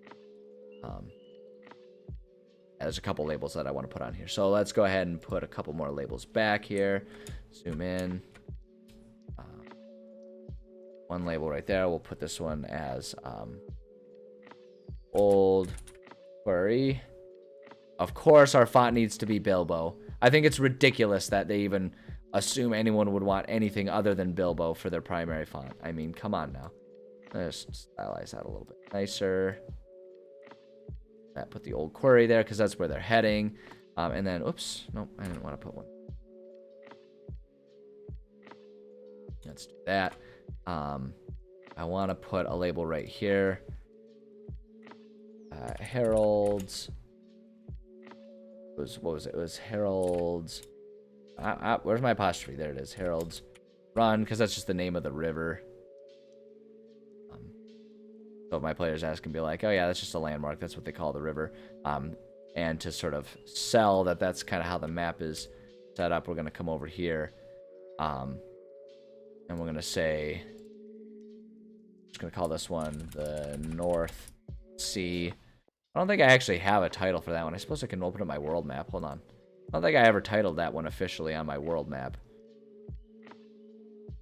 Let's open this up. This is for those who haven't seen it. This is you're about to see my full-blown homebrew world. There it is. Bada bing, bada boom. And so they are up over here. And so this is specifically where they are. In this hex is where they are. The forest does kind of come down into here. It just stops being as thick as what's up there. But yeah. So that's where they're working. So there's a lot of areas that are labeled, but smaller seas like this aren't there. So actually I don't think this one would be called the North Sea. I feel like down in here it's got its own little thing. I don't know. It definitely is a sea. I don't know what should I call that thing. I've never titled it before, because I don't, you don't want to put every landmark labeled on your big world map. Otherwise the thing would just be all text. You'd never be able to see a doggone thing that you're looking for. Good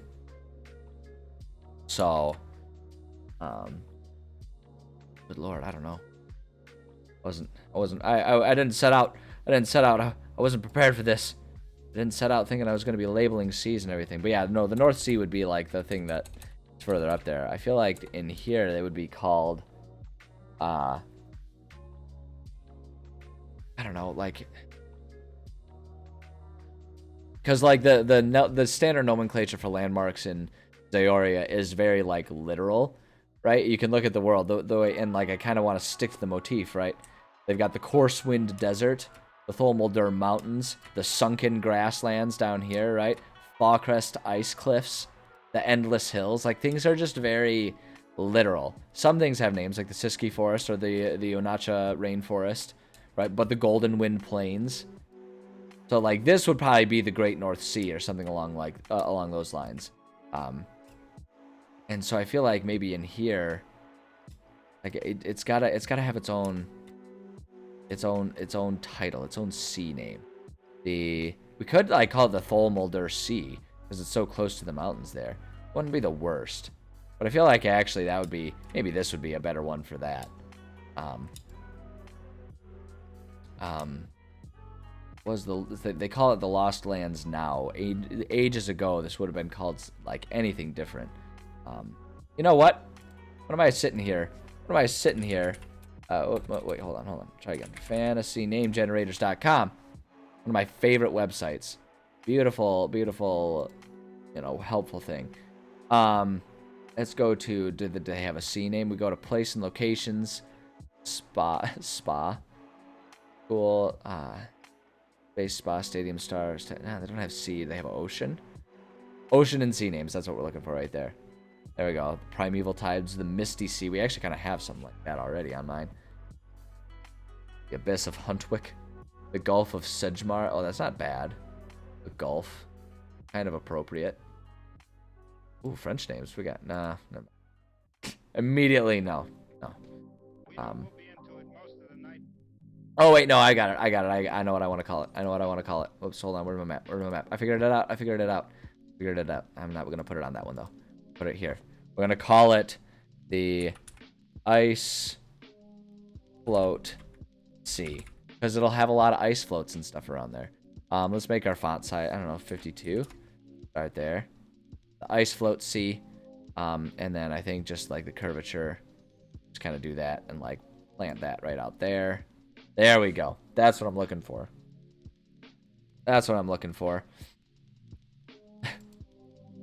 I didn't even notice I did that. Making it a letter C instead of the letter S for C. Going a little far on the whole titling the sea route there. Anyway.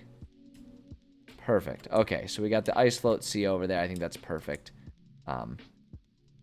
Because it's like if we really wanted to go like the human approach, every single one of these bays would have its own title, right? If we're talking about this being the coastline of an entire state, that's hundreds of miles. Like, each one of these little things is subdivided into their own little bays and beaches. So if we really wanted to, we could get into that, but I'm not going to take it that far. But I do need to, for our paths, some of these paths need to be eliminated here from this map. So we're going to get rid of these things here. Get rid of those. Get rid of this one. Because really the only pathway that our players are concerned with and aware of at this stage is going to be the main road that would lead south if they were able to travel there. For story-bound reasons, that's not an option. So we can do that, but now we'll go to symbols. We'll get our trees going here. We've been using these ones. We got to shrink these bad boys down here. Get them to be an appropriate size. Somewhere around there. I wonder if I can find the exact tree that this one is to really make sure I'm getting the size just right. There it is. Yeah, see, check it out. That's the exact thing right there. Ah, yeah, see, we nailed the size. Look at that, look at that. This is the size. So now we just need to kind of scatter some of our trees around here. We'll let the river kind of be poking out there a little bit, but we need to fill this area in. Trees, and we'll just kind of let it randomly fill it all in there. Because the idea is that, like, modern day maps would still probably include a lot of these historical landmarks of towns and stuff like that, because most of their maps would be based off of ancient times. But I'm trying to, like, strike up a balance here of giving players you know, like a quote-unquote realistic map, as well as giving them like a fun discovery adventure here is what I'm trying to do. So I wanted to go right there. So we can kind of do that right there, and I think that's good. I think the only other thing that I kind of want to do, we got Harold's Run. This is another river, but like I don't want to bother naming this one right now. Harold's Run is kind of the important river, and it'll end up being important for them to know that. The Ice Float Sea. I want to name the forest. And I think what I want to do for this one, for the forest here, I think the name will be kind of easier. Yeah, because this is the forest that connects up and goes all the way up to our like North Pole area here. And so I kind of want to give it an appropriate name for that, so we can call it like the Northern End Forest or something like that, right? Because it's like that one reaches the like end of the world or whatever, is sort of my thought process. Yeah, so let's call it, actually wouldn't be bad, that's something that we could actually probably title this this whole thing. It's referred to as the Lost Lands for lore reasons that I'm gonna, just for the sake of brevity, not get super into, but I actually do want to label this. I want to title this. It needs a name, dang it. Yeah, see, and now the funny thing is, though, I kind of have to eat my own words. I was going on and on about why would anyone choose anything other than Bilbo.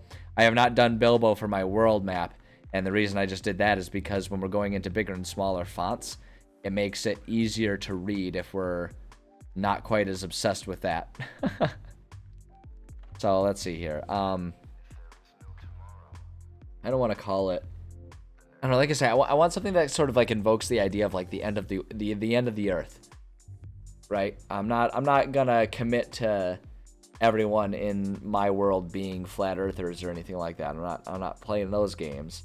Even as a gaff, I'm not comfortable having to role play that type of personality here. But like the idea of it being the end of the world, I think is kind of poignant. I kind of want to invoke that feeling. I keep coming along something like the something end forest or whatever, right? The forest of end, the forest of what was the one in Series of Unfortunate Events, like the Finite Forest? That's actually kind of perfect, isn't it? Could just do that. No, I don't want to steal it, but I think that's got the idea. You know what? Here's what can be a fun way to do this also. Let me pull up here. Do synonym Do synonyms here. I'm not a robot, dang you. Alright, find the right synonym. Let's do end. Let's see what we got. Deadline, the edge, point, term, top, borderline, bound, boundary, confine, cusp, extent. Ooh, the northern. Oh, we could just call it the northern expanse or something like that. That'd be kind of cool. Termination, terminus, ultimate, terminal, tail, stump, stub, spire, prong, nib, neb, limitation, heel, head, foot, extremity. Expanse would be a good one too. Just call it the wooded expanse or something like that. Do they try have come up with more? Like abolish. Yeah, abolish isn't quite right. Abolition, abort, abridge, achieve, aftermath. Yeah, it comes up with like synonyms for the synonyms.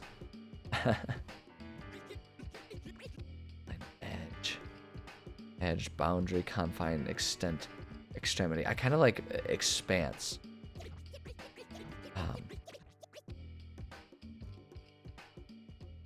Could call it like the shaded expanse or something like that. I don't know.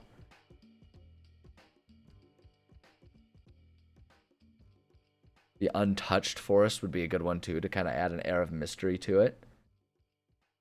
Unexplored forest. No, that's a little too literal, even for Zaoria.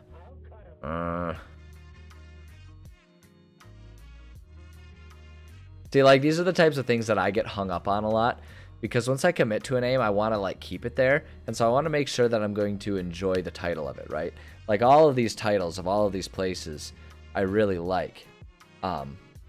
You know, the Sunken Grasslands, I think, is kind of a cool title, and that's because it's like it was grasslands and it's become swamp over the years. The Saltwind Coast, I think, is such a fun title because it's like it is the like what the way the wind comes from the ocean is, it just like is very heavily salted wind coming off from the ocean. There's just like all along the coast these strong winds that have like petrified forests because of how much salt is coming off and everything like that. Horsewind Desert, because the winds from the Saltwind Coast still pick up, maintain there, and it just throws the dust everywhere. So it's like I like kind of coming up with those things. Oh, I got it. I know what I want to call it. Shadow. The shadow wood forest. We can kind of play fast and loose with that. Okay, so hold on a second. Let me see here. Let's match our thing. So we've got Metamorphosis, font size 60. We need font size. So this one can be a bit small in the font size. Let's try like 36 maybe. Make it a little bit bigger. We need Metamorphose. We need that. I need there to not be outline though. If we just put that at 0, does that do it? There we go. That's what we need. I don't like that. The Shadowwood Forest. Yeah, I like that. I think that looks good. I'm actually going to make that a bit smaller. Let's make that, try 32 maybe. Let's add a little curvature here. That, and we can put that right there, just to get it out of the way of the Lost Lands there. Shadowwood Forest. I like that. I like Shadowwood. I like Shadowwood Forest because the idea is that it's like, especially going into the northern hemisphere, right? It's going to do the whole, like, 30 days of night situation. Depending on the time of the year. So I think that's excellent. I like that. I like that a lot. Okay, the Shadowwood Forest is what we're calling it. So now let's add that to our other map. See, these are the types of things, like I say, these are the types of things that I obsess over in my games, and like, for better or for worse, they take up a lot of brain. They take up a lot of real estate in my brain. So, okay, let's add another label. Just go ahead and write it here. We're going to say Shadowwood Forest. And let's say I want to do curvature the other way here. I'm wondering if I can... I kind of actually want to tuck this up here, and what I think I'm going to do, just for the sake of making it a bit easier. We're going to do that, and what we'll do here is we'll go to our symbols, and let's kind of clear this area out here. We just take away some of these trees just to make sure that it's easy to read, and then we can just like adjust it as we need to for different iterations of the map for my players. And what we can do is we'll just clear this out, get the bulk of it out of here, and then we can replace trees to make it look a little bit more appropriate, because we can do some sparse trees in the back to make it obvious that this isn't meant to actually be like a geographical clearing. It's just one for the sake of map design. And so if we put in a couple trees, we can kind of invoke that feeling here. Let's do that. Let's get our trees going here again. Good, still got the same. So we can do kind of stuff like this, and we can just kind of like do stuff like this, kind of fill it in there. That looks good. Kind of like fill in some of these areas a little bit, and maybe occasional 1 or 2 extra here. I'm actually gonna thin out that one.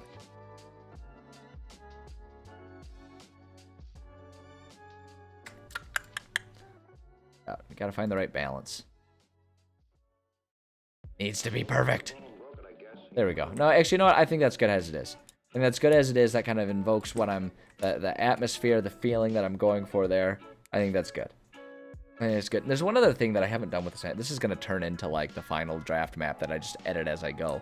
But the other thing that I kind of want to add here, that's missing, that just doesn't feel right to me to not have it there, is we don't have our standard compass rose here. So no, give me my compass. So I'm gonna add the compass rose, the compass rose, and we also need our we also need our what am I trying to say? I need my scale. That's what I'm looking for. That's the term I'm looking for. We can do an overlay, and they've got the scale here. Let's see if we just kind of should be able to kind of put this down here. I want to shrink this down a bit, I think. We do 200 maybe? There we go. That's perfect. That right there. Let me see here. Symbol. I'm gonna move this a little further north just to make sure everything fits just fine. Overlay, we're gonna go back to work on this. That right there, I think. Man, I might even want to shrink that down just a little bit more even. We do 180 with that. Yeah, there we go, because then we can kind of center it. And let's see here, that scale, I feel like the segment distance is going to be more so about, I'm trying to think about, we actually, you know what, we've got our world map open up here. So now here's, again, this is a really good way for you guys to see how obsessive I am about this. Prince John, thank you for the 2 months subscribing. I appreciate you coming back for more. Super, super happy to know that I haven't scared you off yet. Well, it'll happen one of these days, but today is not that day. No, glad to have you here. Glad to have you here. Yeah, exactly. Give it a month or two. We'll get there. We'll get there. One of these days, I'll get annoying enough that you'll be like, God, I'm out of here. Just forget it. Good stuff. No, for real. Glad to have you here. Okay, so yeah, so the scale here is about 300 to 400 miles all the way across. We'll go with 400 because I tend to have the wider side of it. The idea is that this specific map that we're working on is like wider and a little bit more squat. So we'll go with like 400 miles all the way across. So if we go here, we can add our scale. So if we want 400 miles all the way across, if we're looking, oops, nope, I did not mean to do that. We're looking at all of this, right? So it's like our scale here. If all the way across this whole region is maybe about 400 miles, this whole thing in total is, golly, you know, we can just kind of, let me just use my fingers here. So we got kinda, okay, so that's like 1, 2, 3, 4, 5, 6, 7, 8. Thrilling stuff right now. Okay. And about 10 across. So in total, this should be about 40 miles. So if we do segment distance of 10 miles, if we do that, and then the number of segments, if we just make that 4, there we go. So each one of those being about, yeah, that's about what we're looking for here for our scale. So then we can go with our colors. The dark one we want to, I should have zoomed in, never mind. Let me zoom in here. There we go. So what we can do is now I want to make it match. You guys are getting a wonderful tutorial on how this mapping system works. So I want to do that. For the interior, I want to grab, I don't want it to be the lighter color there. That actually, yeah, I think that's good. Center this just a little bit better there. There we go.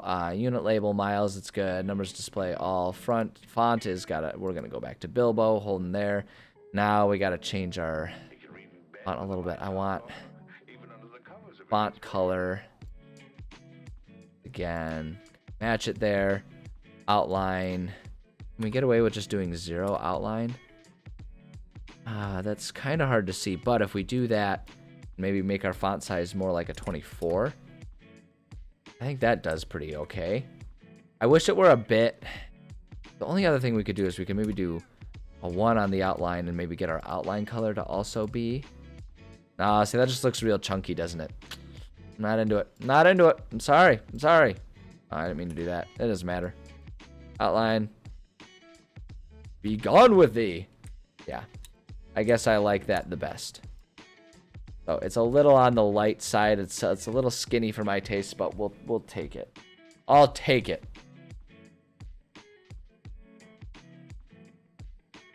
All right.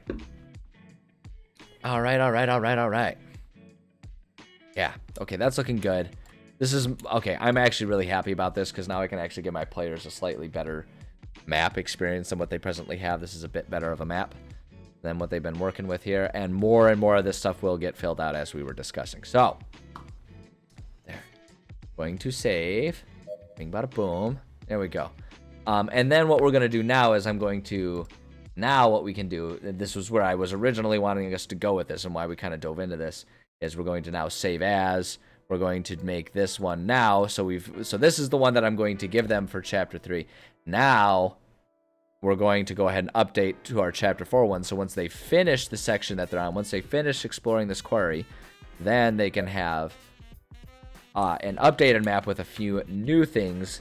And that's where we're going to now replace a few things. The only other thing that I had thought about is I guess I kind of like how this one is set out, but let me see something here. Let's go to our symbols. Let me just see here. I kind of want to go a bit more minimalist with some of this stuff and just like make smaller singular things there so we can kind of go.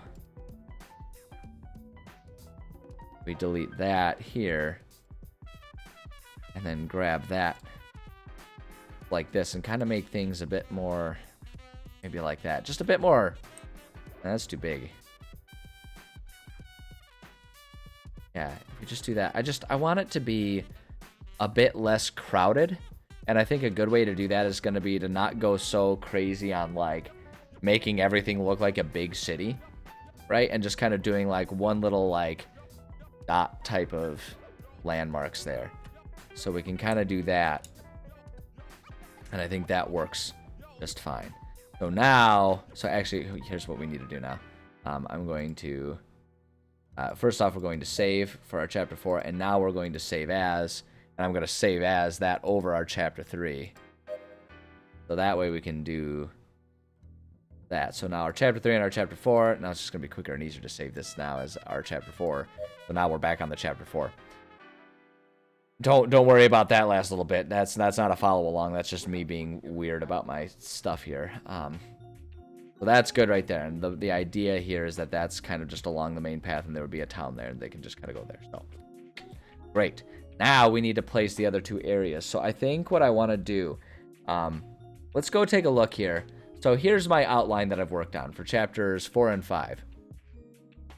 Question, have I ever played Hollow Knight? 100% I played Hollow Knight. Excellent game. And yes, there's, if where you're going with this is there's a little bit of a stylistic similarity with the maps that I do and just sort of the style of that game. 100% there is. 100%.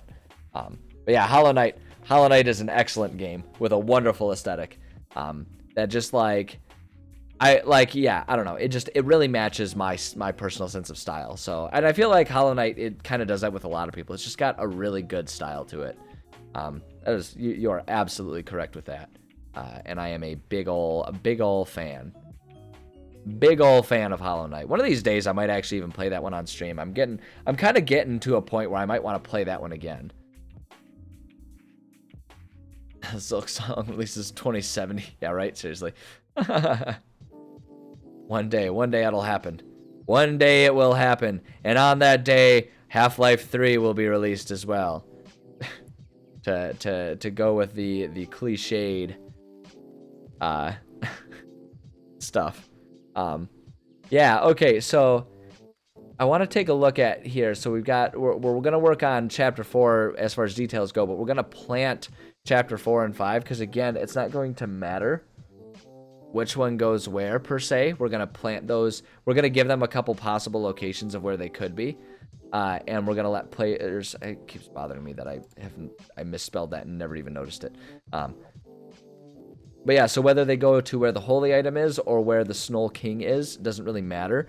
What I'm going to do is I'm going to place, they're either way, we're going to place one location here and one location here. And I think either way, they're both going to be cities, and it's just going to depend on whether they go to, like, the temple or to, like, the castle. And I think the way we can get away with it is I think both of them are going to be castles, because what the Snolls tend to do is they tend to go to abandoned cities and locations and just kind of take them over for themselves and use them as they see fit. So I think it's going to be appropriate for us to go ahead and just do, like, an icon that is, like, a ruined, temple or whatever.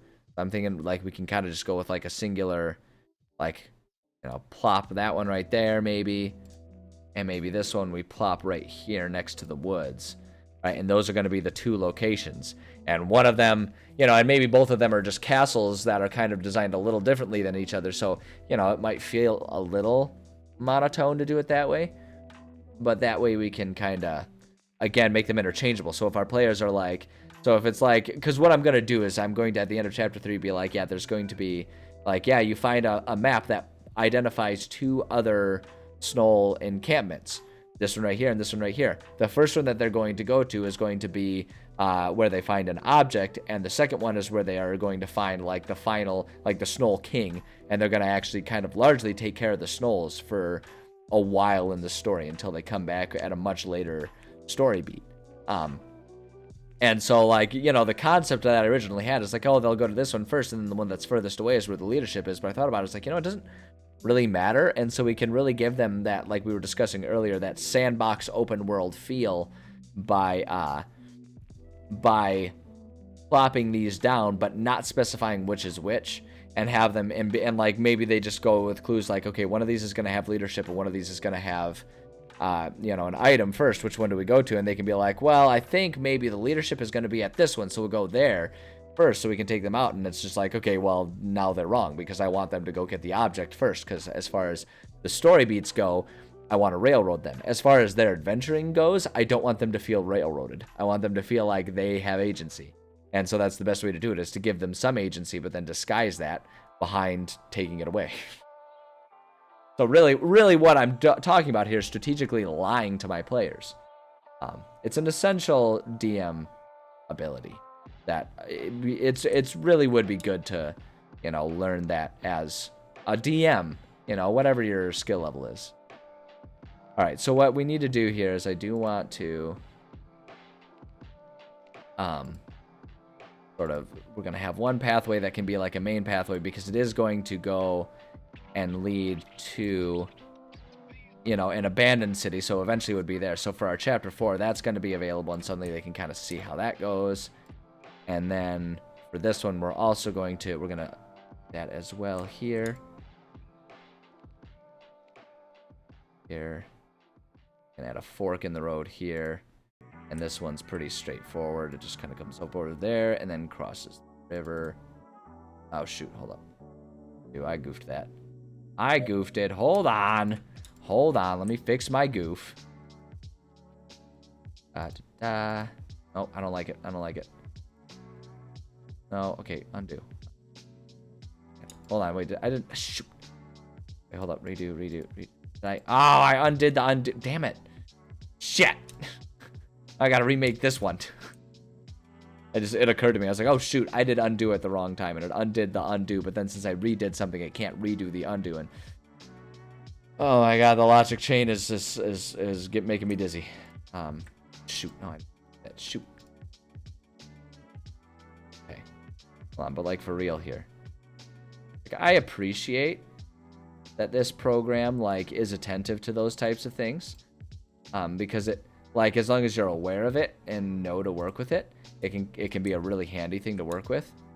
Oops. But sometimes it's like, ah, damn it, no, undo. Sometimes this type of stuff happens where I'm just losing my mind and accidentally clicking places and planting things that I don't want planted, and oy vey. Go ahead, up, across there, and then boom, that's perfect, actually, I like that. So we've got those two main pathways that they can follow there. But then what I'm going to also put into place here is we're going to put in footpaths that are like new paths that the Snolls themselves have kind of created here. And what I think I'm going to do for that here, and then it'll fork. Actually, here's what we'll do. Plant right there and have the pathway fork. Up over there. Over there, maybe. I feel like the Snolls themselves aren't super intelligent, so they would totally do something like that rather than go there and do... No, you know what? I don't want them to be that stupid. Because that kind of flies against what I'm trying to present with it, which is... With this story, which is that the Snolls are, like, gaining some intelligence in some ways, and that's what's making them so tough to deal with. Maybe we'll just line it up like that, and I think that'll work really well. Shoot, I did it again. Did it again.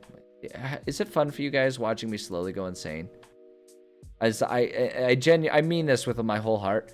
I really hope that it is entertaining, because if I'm going to be suffering, then okay, good. Yeah, if I'm going to suffer, then at least someone might as well gain something from it. And hey, you know, maybe that makes my suffering even easier for me to monetize, so I can at least be rich and crazy.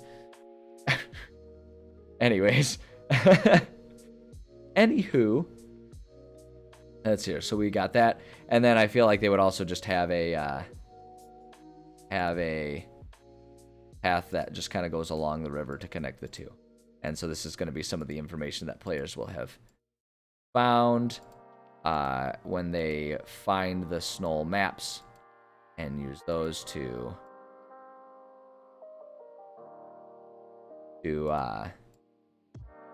you know, go about what they're trying to do. And I actually like the idea too of like, go there. The Snolls like have set it up, and it's like all just one path, and they just kind of do that way. It's just like this weird pathway that goes around the city or whatever. So there we go. So this is dang it, no, ah. Oh my god. Good. Okay, I'm glad to know. I'm glad to know that you guys at least find my slow descent into insanity entertaining. What else is getting old good for, right? There we go. That's what I wanted to present there. Save that. This is the player map, chapter 4. This is what they can see when they're going into chapter 4. Dang it, it keeps doing that to me. Undo. Probably because I'm clicking before I'm pressing space. See, there we go. If I hold space first and then click, it doesn't place one. But if I click, press space, I can still move the map around, and then there we're there. I figured it out. Now the challenge is getting good enough to avoid it intentionally. Alright, you guys. I need to run to the bathroom real bad, so I'm going to do that. I'm going to go ahead and say we'll pause the music, so that way those of you who are my wonderful, beautiful, lovely subscribers can enjoy some retro commercials undisturbed. The rest of you guys, I'm gonna give a quick commercial break so that way we can all have a break of those when I come back. So, you know, since I'm not doing anything anyway right now, it seems like the time to do it. So do that. And remember, too, not only do you get retro commercials when you subscribe, but it gets us one step closer to me feeding my cat treats on screen so you guys can, you know, have power in slowly making her more of a chonker, because that's what the internet loves. So I'm exploiting my cat's health for money. Anyway, enjoy these commercials one way or another. I'll be right back. I appreciate your patience. Professor Wayne Selinsky's shrinking machine accidentally has gone out of control. What happened? Honey, I shrunk the kids. I threw them out with the trash. They're in the backyard. Now they're battling for survival in the adventure of a lifetime. Scorpion! Please! Hold on! Rick Moranis stars in Honey, I Shrunk the Kids. Rated PG. Starts tomorrow at a theater near you.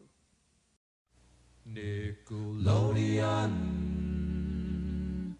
Lodian, ooh. Sean! Sean! Lunch!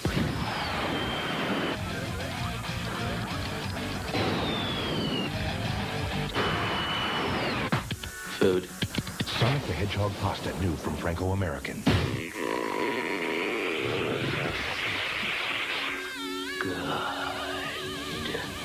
What are you playing for lunch?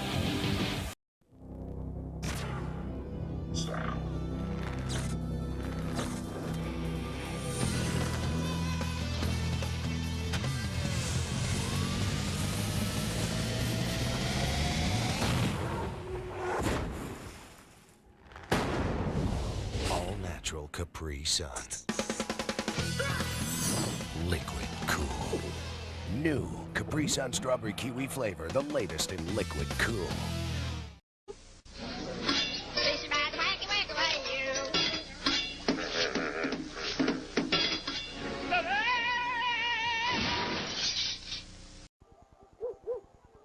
Some people are content to be entertained by simple one-color electronics. Somehow these people have just never heard of Game Gear, the multicolored portable from Sega with tons of new Oh my Lanta, the Sega Game Gear. I remember that thing. Like that. Oh my gosh. Some people like to eat pickled pork lips. Oh my god. Slimy, gross 2000s. Oh my gosh, I love it. Our quest to bring you the newest fruit roll-ups continues. Let's bring us back here. Rolls, but that was too Feel old now. That's what we were talking about earlier. Like, it's weird to me to be old enough now that my nostalgia is retro. Like, my nostalgia is like up to 30 years old, depending on what we're talking about. And it's like, that's a weird thing to think about.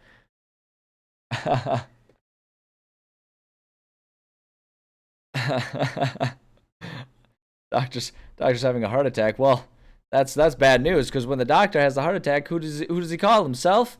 Oh Lord, everything's just all topsy turvy and horrible in that situation. Hi, Kitty. Come over to say hi. Are you gonna hang out for a little bit, Kitty, or are you gonna run and hide? I'm sure everyone would love to see you and say hi.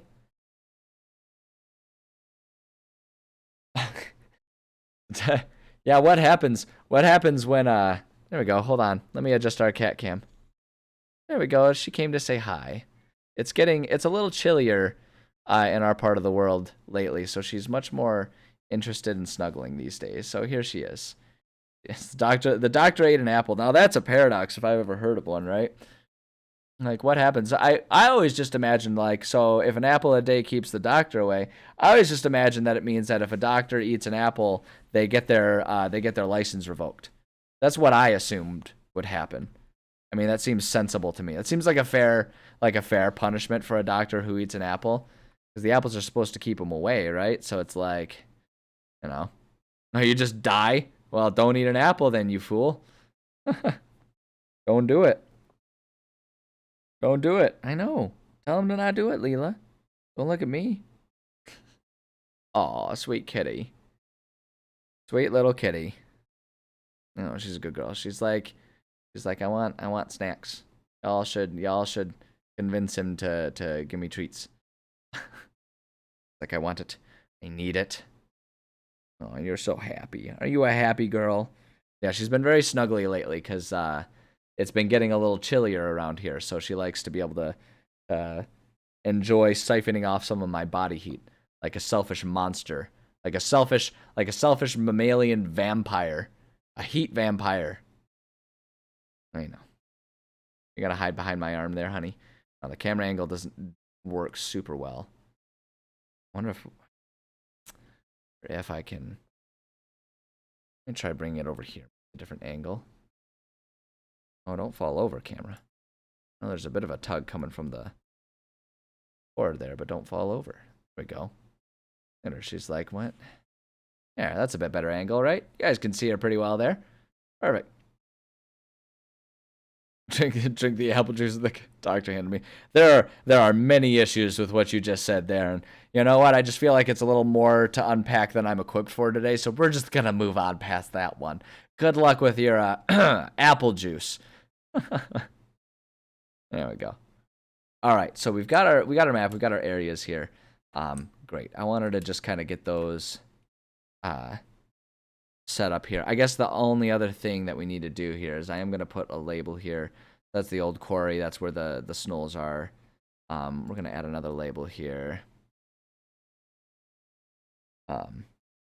Let's see. Let's put. Let's see. I kind of want to come up with like actual titles of these places. Like these are old cities. So I kind of want to go. Let's go ahead and pull up our fantasy name generator again. Let's go with, so here's what I like to do. I like to go to places, I like to go to the city and town names, and then I like to kind of make things regional. And if I'm remembering properly, Rhodanos is kind of like meant to be more of like a Roman type of thing. So I want to stick with like the region of this kind of having that Roman area. Look at the beautiful randomness here. It randomly gave me the same name twice, Enio. I kind of like that one though for one of the titles. We'll call one of the cities Enio here. Enio. Hold on, what font size have I been using? 28. It's 2D8. Go.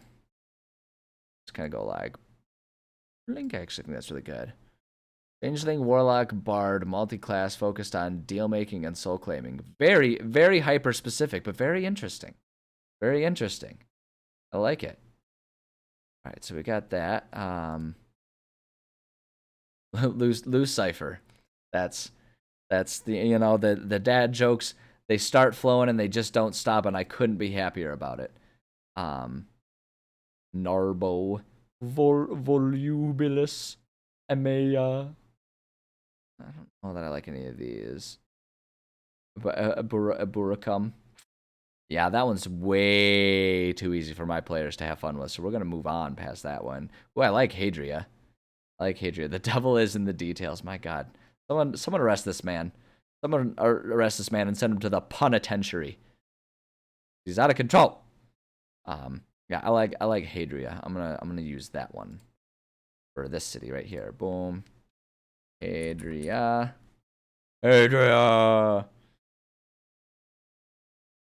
It's like damage for each pun. That's if you're not taking damage, you're not punning hard enough. Put a pun to my head and pull the trigger right there.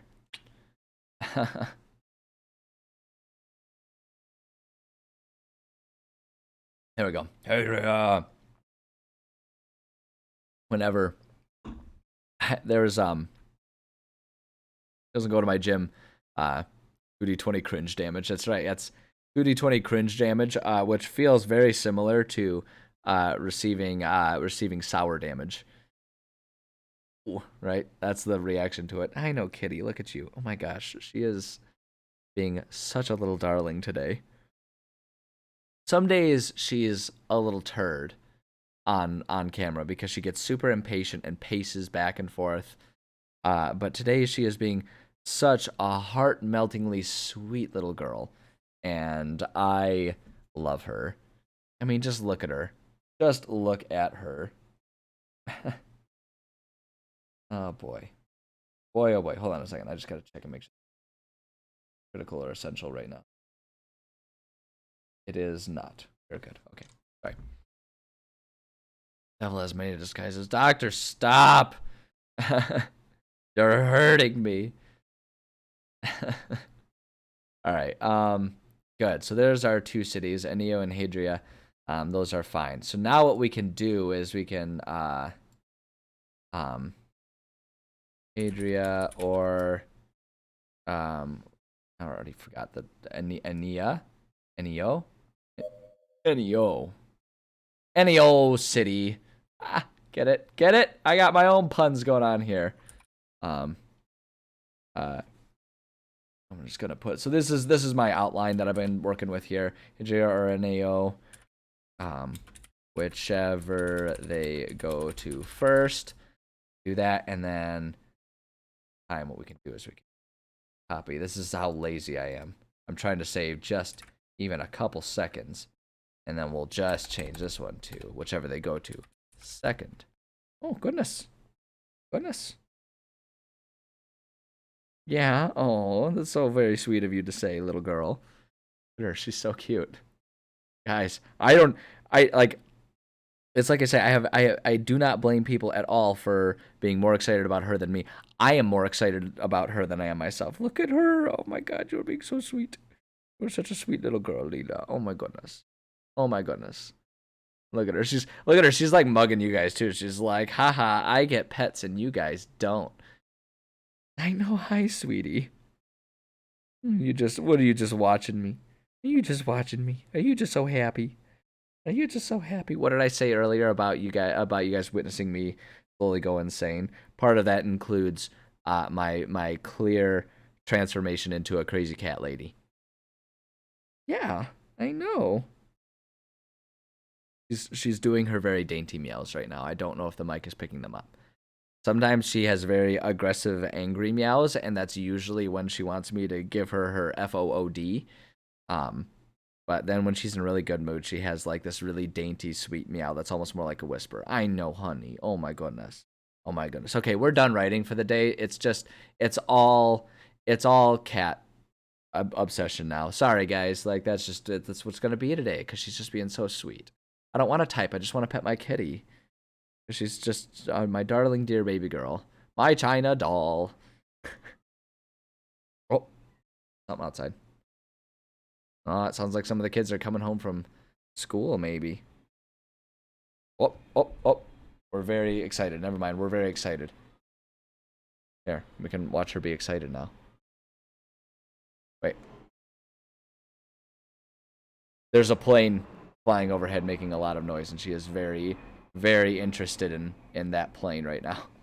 Okay, anyways. So chapters 4 and 5 are going to take place in those two places, depending on which one they want to go to first. Basically, we're going to present our players with some clues that they can go there, and that there's something valuable at either of them, but it's going to be unclear what is at which location. They can choose which one they go to, and then I'll just present chapter 4 or chapter 5, depending on if they go there first or second. There. I finally got it out. So, chapter 4, the idea is that there's going to be another, like, holy item. So basically what I've come up with, actually, let me go ahead and just sort of, because I don't know if because I did a lot of sort of thinking about exactly how I wanted the storyline to go here, and so I'm going to just go ahead and describe it just so people can kind of understand what I'm talking about here. So there's basically 3 arcs that are happening in this campaign. One of them is saving the city. So the city of Rhodanos is a dying city, both because of the monsters and enemies in the area, as well as just the state of the world becoming harder and harder to survive in. So they need to try and save the city is the first part of it. The second, that's like the first arc. The second arc is healing the lands, which is largely related. And so they'll kind of, those two storylines will cross paths, and they eventually kind of merge into the same one. Once we get about halfway through the campaign, the players kind of understand the situation. They're going to kind of merge into one. But the other one is healing the lands, and basically what the issue is, and this is the issue, the larger issue that's causing like the city to be such a dangerous place, during the unhinging, when all of the different realms kind of got mixed and intermingled and everything, what happened in this part of the world is rather than just there being tears and connections between multiple realms, the mortal realm and the realm of Pandemonium have started to invert. And so, like, there's this inversion happening, and that's what's happening is, and why things are going crazy. Pandemonium is slowly being pulled into the mortal realm, while the mortal realm is being pulled into Pandemonium. And that's why everything is slowly getting more and more, like, messed up in this area. And so healing the lands is either stopping or reversing that. And a lot of the options about how they approach it is going to depend on whether they just stop the damage or reverse it. But it's kind of neither here nor there. Ultimately, their goal is just to make sure that the inversion doesn't come to be. Kitty has decided to be snuggly again, so we will go back to cat cam. So there's those. And then the third storyline is dealing with Hel. So Hel is a deity that has found herself in this area, and she is basically trying to build her own army in the area. And this storyline is one that there's going to be stuff kind of happening there, but whether or not the players are involved in it is going to kind of be up to them and how things come to pass. Hel is the one that will intervene and is our excuse for not having. Look at how sweet this cat is. Oh my goodness, she's using the armrest as a headrest. I know, you are too cute. You are too cute. My God, my heart is melting so much right now because of this cat. Okay, Hel, yes. She is trying to create an army of the undead, so if players die during the campaign, they can sort of be saved by her as she slowly kind of recruits them to her army. And there's this whole thing that I've got going on with her. But basically, as the story goes too, if that doesn't happen and they don't die, the players aren't dying, then they will at least still interact with her. So there's the chance that they'll realize that there's this deity kind of creating an army of the undead. Through the scope of time of this campaign, not really something that will happen directly to impact them, but they can still choose to have it be like a side quest type thing. So that's what's going on with the stories in here. Changeling, Charlatan, Home Warlock of the Fiend, Eloquence Bard. Nice, I like it. Yes, I know, she is such a sweetheart, this cat. This cat is such a sweetheart. She's my little Leela. She's my darling dear baby girl, as I call her all the time. I know, you are very sweet. You are very sweet, and you are far cuter than I am, which is why I'm so glad I got this cat cam, because I am going to ride your coattails until one day we are both internet somewhat famous. And the fact that you are a cute cat with only one eye will carry us to the moon and back. I know, you got to carry the team. I'm sorry, you're way cuter than me. That's just how it goes. This is how it goes. I need you to always be at the top of your game, because I'll tell you what, people ain't paying for this face, but this little fuzzball face with one eye,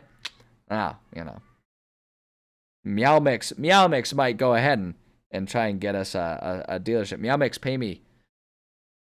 I will, whatever cat food company is the first one willing to pay me to say so will immediately become the food that I wholeheartedly believe is the best cat food in the world.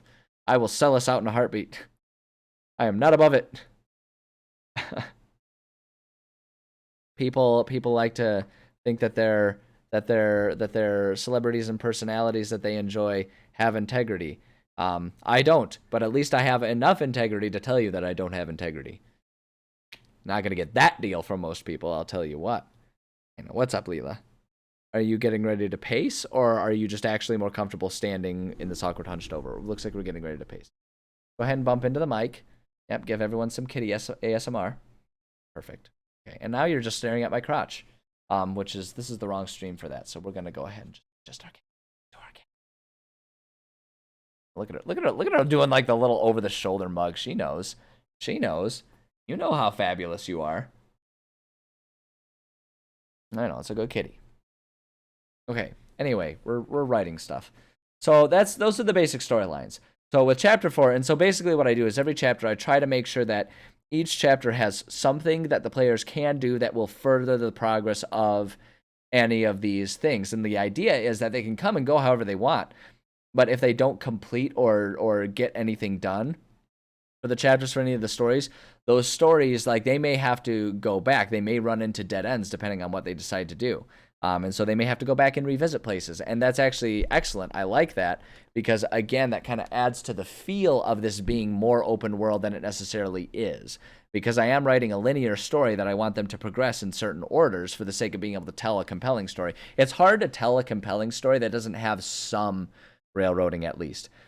But if you make it so that they can decide when they trigger different events and stuff like that, it can feel much more sandboxy and much more reactive to them and make them feel much more the center of everything, even if like they're kind of not, right? So we're on to chapter 4 is what we're going to be working on here, if I ever get around to doing it, instead of obsessing over my cat, who is now rubbing her face all over the desk right now, as cats do.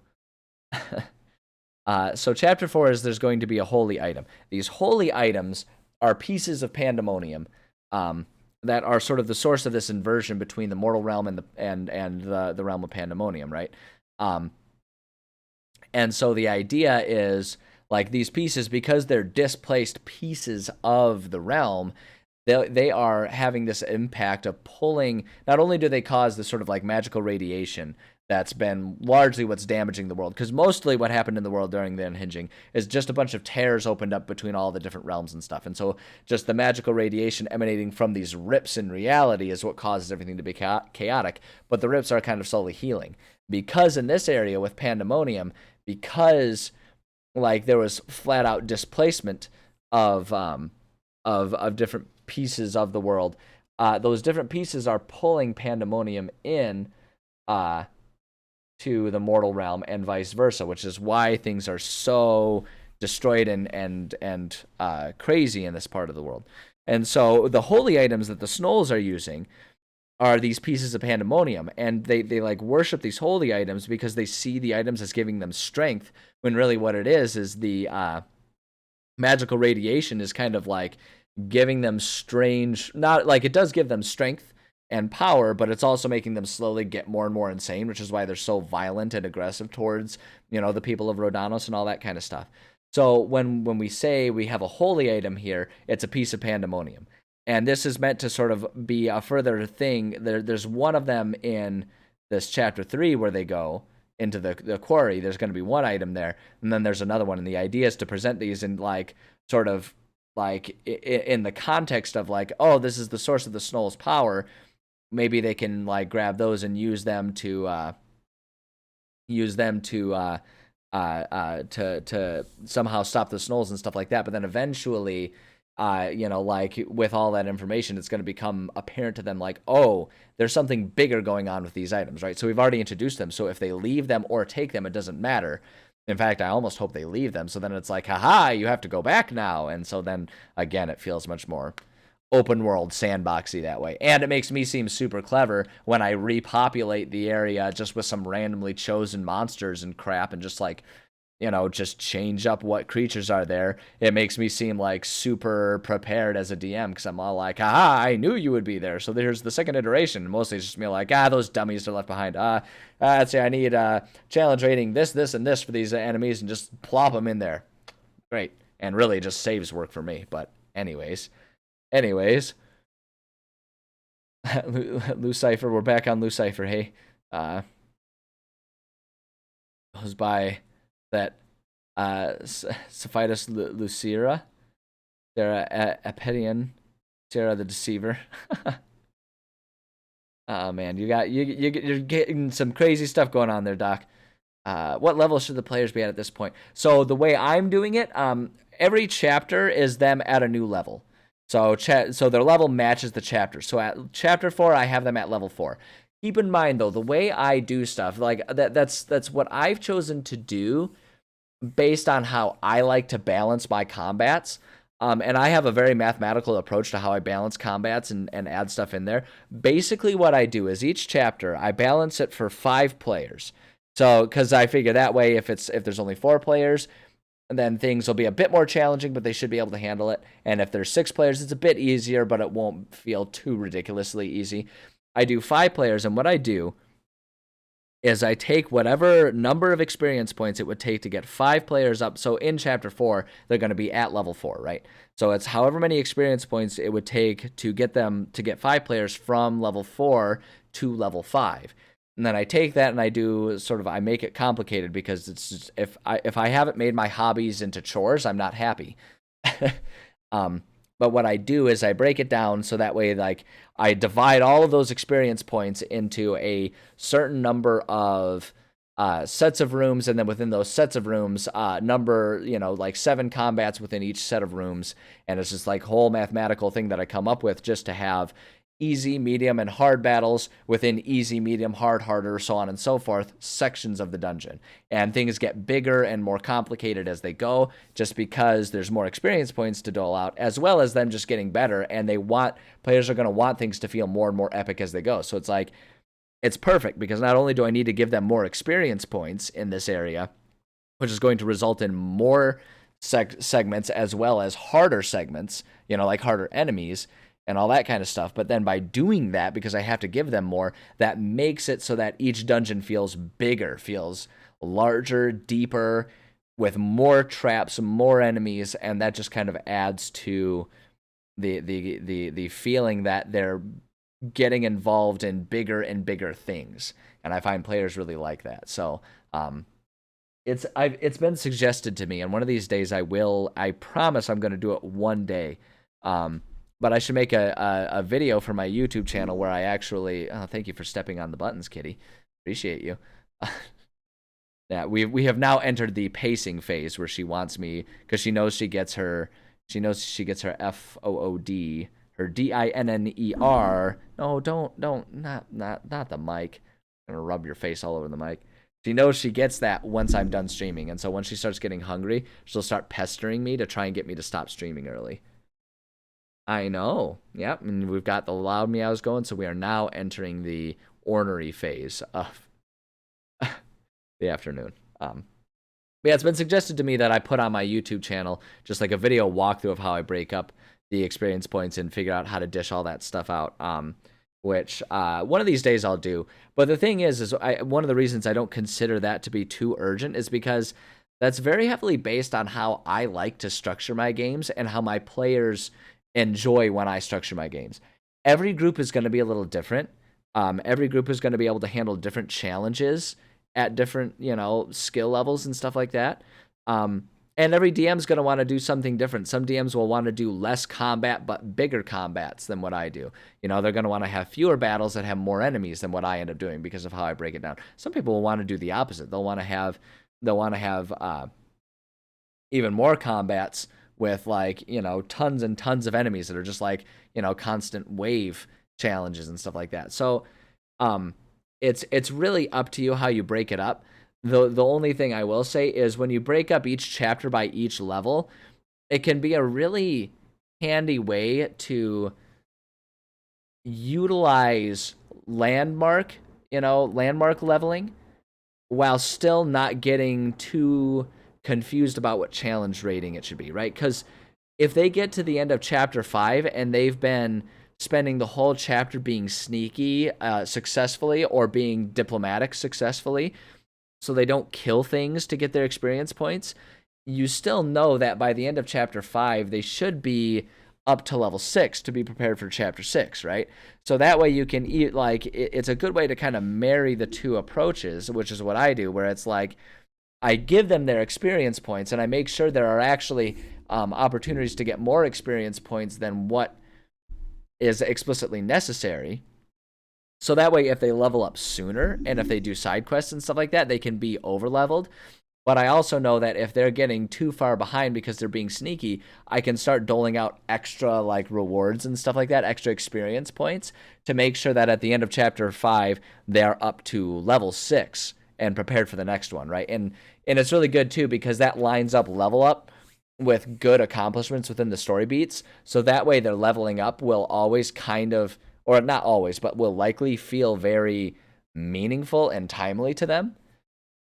So while still letting them sort of enjoy the feeling of you beat 5 enemies, you each got 200 experience points for that, and they're all like, yeah, it feels good, it's rewarding, so I don't know, there's a lot that goes into it.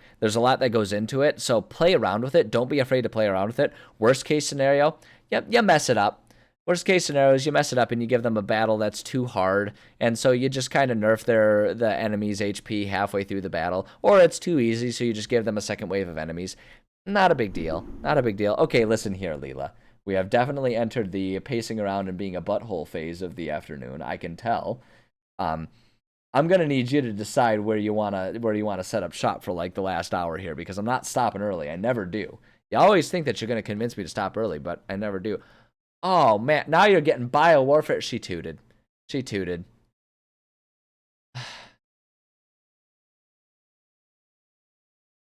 Really deflating. Ugh.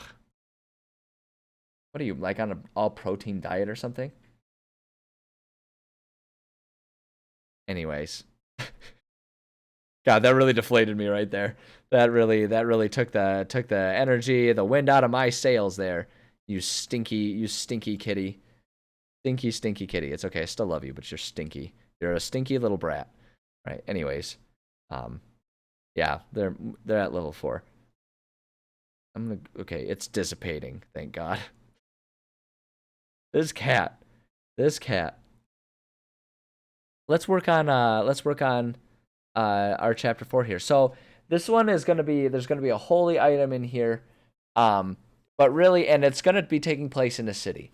So really, we can kind of do whatever we want. This being chapter 4, I'm going to put 2. You know what? Actually, let's go ahead and get ourselves into our areas here. Let's go to chapter 3 here. So Zelda style dungeon template. We can get more into that later. And actually, I don't even know if that's necessarily an accurate description of it anymore. Because my writing style has just evolved over the past couple years as I've gotten so involved in all of this stuff. But chapter 4, just for the record, if anyone wants me to ever explain it too, using the Zelda approach to designing a dungeon can actually be a really good way to create an interesting, complex dungeon that has lots of fun puzzles and discoveries and treasures and stuff like that, just by using the Zelda formula. So just, that's a little tip for people. So chapter 4. I don't know. I haven't thought about what would be a compelling title for this one. Like I like to try and title them almost like I'm like creating like individual movies or like long or like hour-long specials in a Netflix series, right? Where each one kind of has a little title or something. I don't know. Chapter 4. Say it ain't Snoll. I don't know.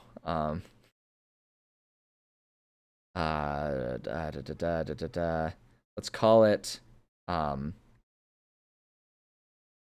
we'll call it On the Offensive, because like this is what's kind of fun about this is the way I'm the way I'm setting up the story here is like our players, to kind of make them feel heroic early on. Basically, I'm setting up the story so that our players are playing a big role in a turning of the tides in this war against these Snolls. Like historically, the Snolls have kind of been the ones dictating the pace of the war that the player city is in, with the Snolls here, and like that's just kind of how it's been. Don't give me that look. I'm not feeding you early. Leave me alone. Here, stare at these guys. Stare at these guys. Convince them to work us towards our 10 subscriber goal, so that way you can get extra treats and stuff. Stare at them. And she's pouting at you guys. Yeah, she's really mad at you guys. Really mad at you guys. You guys like how shamelessly I'm shilling my cat to earn money? It's not that. It's not that. It's the other way around. The other way around, because before I even thought of this idea, people started like supporting me and helping me out. So I'm just trying to find different ways to reward, and everyone loves giving animals treats. So I'm giving you guys the opportunity to give my cat treats. That's how I'm putting it. Even though she's being a butthole right now. Yes, you are. Don't give me that look. You are. I know, honey. I know. Good kitty. What's our thing? We do little head bonks. We do that one, and the other one we do is the little nose boop. We do that, and I make the little noise. Right? Isn't that right? I know. She and I have our own little language. We're basically the same being. Anyways, chapter 4. It's going to take place in the city. And so the what's going to be tricky here is trying to think. So we've got 2 city interactions to do, like 2 city dungeons, 2 city maps to do for our players here coming up back to back. And the trick is going to be trying to figure out a way to make them both unique enough that it doesn't feel too monotone for our players. We kind of navigated, we avoided it so far because it's really 3 back-to-back ones where they're facing off against all these Snolls and everything. So already the enemies are going to be a little monotone, but if we change up the environments enough, it can make each experience feel a little different enough that it won't feel like they're just like, going into the dungeon room and fighting the Snolls and go to the next dungeon room, right? Because we made the quarry, which has an outside kind of like almost an amphitheater type feel as they go into the quarry, and then there's once they're inside, this sort of like cave network for them to navigate in and around, which kind of creates a unique experience for them, right? Trying to handle all the cave navigation, the spelunking that they'll be doing.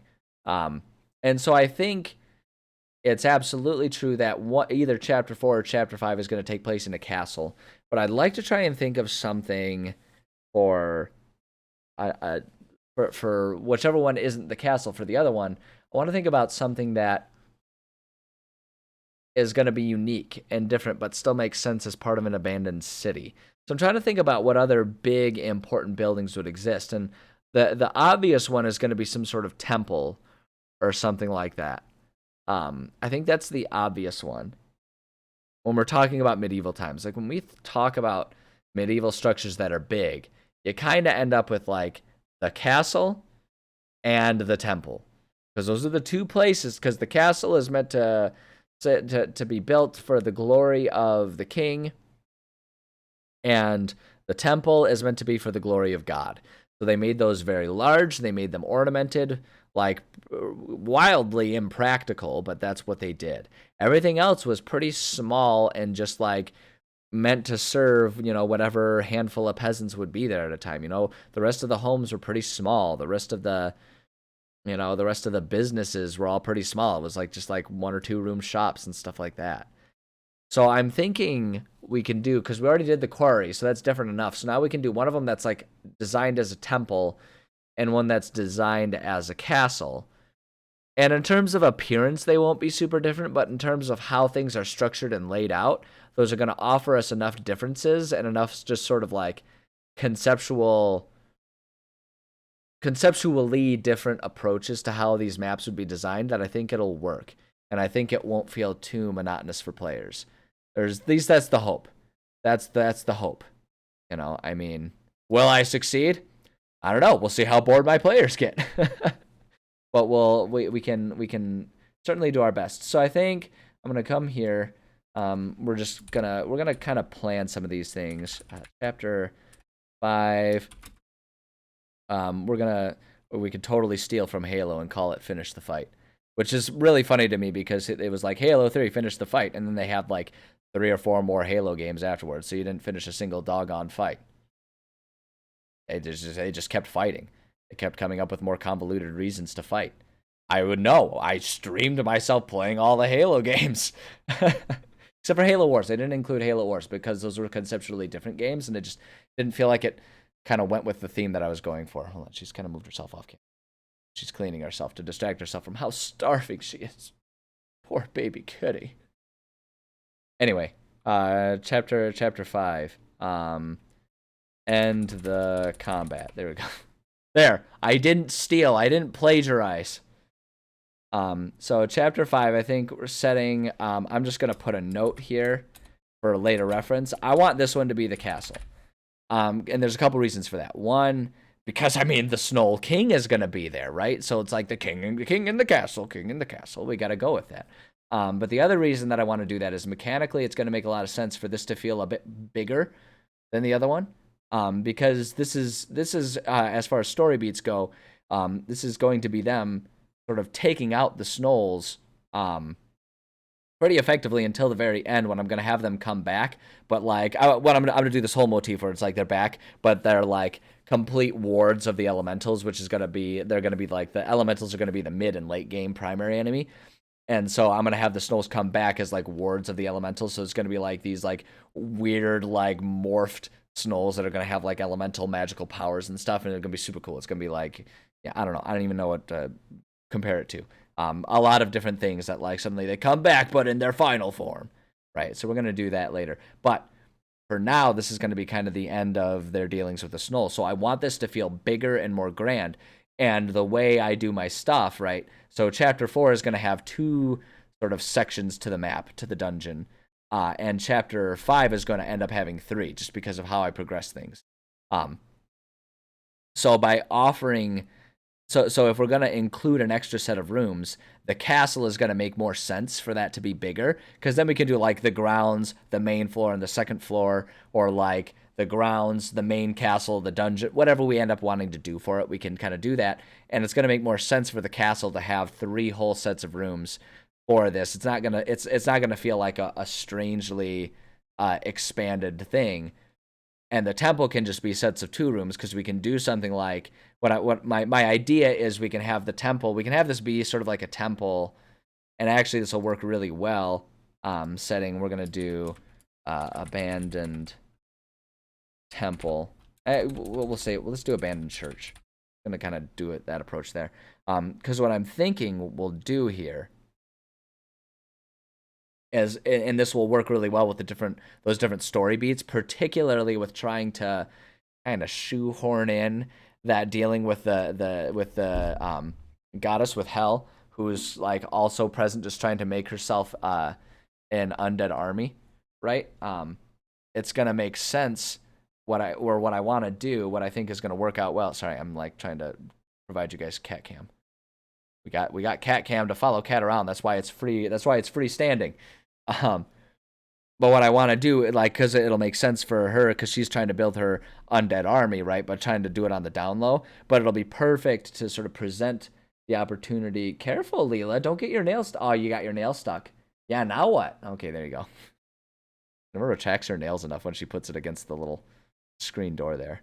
But yeah, so Hela's making her undead army. What I want to do with the church is I want to have like maybe the main thing of the church, but then I think what I want to do is associated with the church have like a graveyard that's actually going to be a part, like a design part of it, some sort of like sepulcher or something like that turns out to be a much bigger thing than what players maybe were expecting. And so it can be a fun, like a surprise, more stuff type of setting, right? But then it can also be an excuse for them, because they haven't up until this point really had any dealings with Hel, this deity that's creating her undead army, because she's like, and that's on purpose, like she's trying to be discreet, because as far as the scope of this campaign goes, she's actually not really a main part of it. This is just something else that's happening in the world, and it's something that I decided to do, one, because again it gives an excuse to avoid permadeath for players, because they can just become undead wards of her, and then it becomes this whole big thing.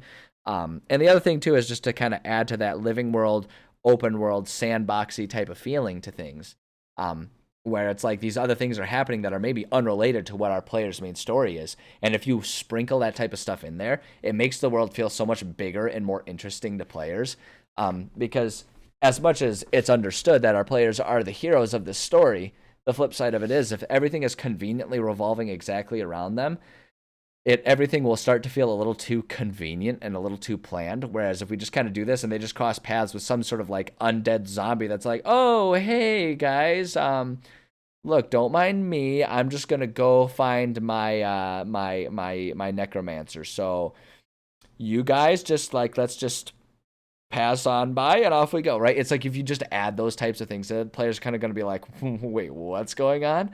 And they can just kind of discover this whole other plot line that exists in this area that isn't really revolving around them.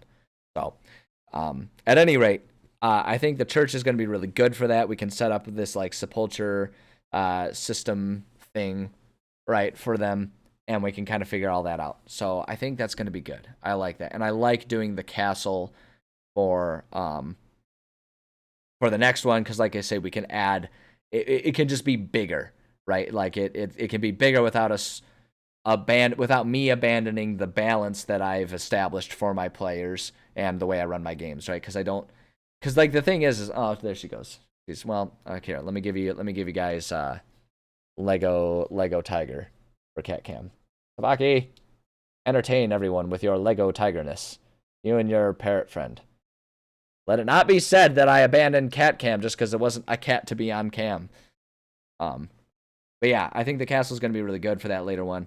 Plus, it'll just make it. Plus, like, I mean, let's just like conceptually think about that. If they're fighting the Snoll King in a throne room, I mean, talk about an awesome, epic final battle for him. Am I right? I think that's going to be perfect. I think it's going to be perfect if we do it that way. So, there we go. That's good. Okay. I want to start working on our maps. I always like kind of coming up with the maps first before I start doing the details. So that way I kind of know what space I want to work with rather than like getting myself like, you know, coming up with like, oh yeah, we should do a room that's like this, like this, like this. And then I start trying to puzzle it together. And I'm like, none of this makes any sense together. It's easier for me to create an area. Because the other thing too about it is if I'm just thinking about the way this world exists, right, where it's like most things are living in the ruins. Like most stuff takes place in the ruins of a world that's long gone. It makes it a lot easier to think about it where it's like if we just design a temple as though it were a temple, then we can start thinking about like, okay, how would the Snolls have used this location, this space? I know, hi Kitty, you're gonna come in and be very pacey and very demanding of my attention. You still got an hour to wait though. I'm sorry. So I want to start making a map, but what I'm gonna do is just because we're at a point now where it's I got about an hour left. So rather than like breaking it up so that there's like, you know, with 20 minutes left to go, I'm sitting here miserable. I'm going to run to the bathroom now so we can have a good long hour to work with things. So I'm going to I never got the music going again after the last commercial break. So, well, I guess that saves me a bit of time. I am going to get a commercial break going. For those of you who are subscribers, enjoy your commercials being really funny retro things that I remember from being a child. And many of you may watch and be like, wow, TV was ever this low quality? And I'll be like, you got it, whippersnapper. Because like I'm old enough now to have nostalgia. So Leela, would you stop rubbing your face on the microphone? I'm sure everyone can hear that and it making them all go deaf. That is such a turd. All right. So yes, enjoy your commercial breaks. Yeah, I will be back shortly, so I appreciate your patience.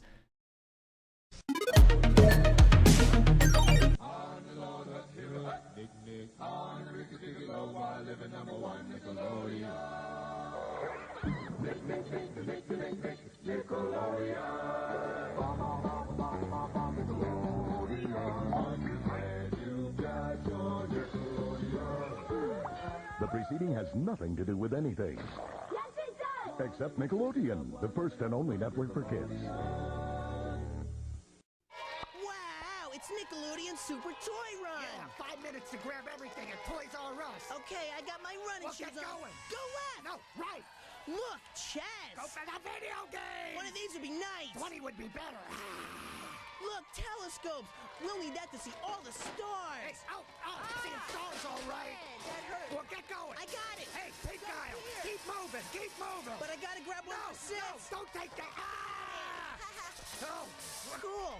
Hey, this could be you. For a chance to win, just send your name, address, age, and phone number to Super Toy Run Sweepstakes, P.O. Box 4901, Orlando, Florida 32802, or enter at any Toys R Us or Kids R Us. One grand prize winner gets a 5-minute toy run at Toys R Us. 50 first prize winners get a 20-inch Harley-Davidson replica bicycle from Roadmaster. Nickelodeon Super Toy Run is brought to you by Toys R Us, Roadmaster Corporation, and the place where only kids win, Nickelodeon. Monster from the deep here.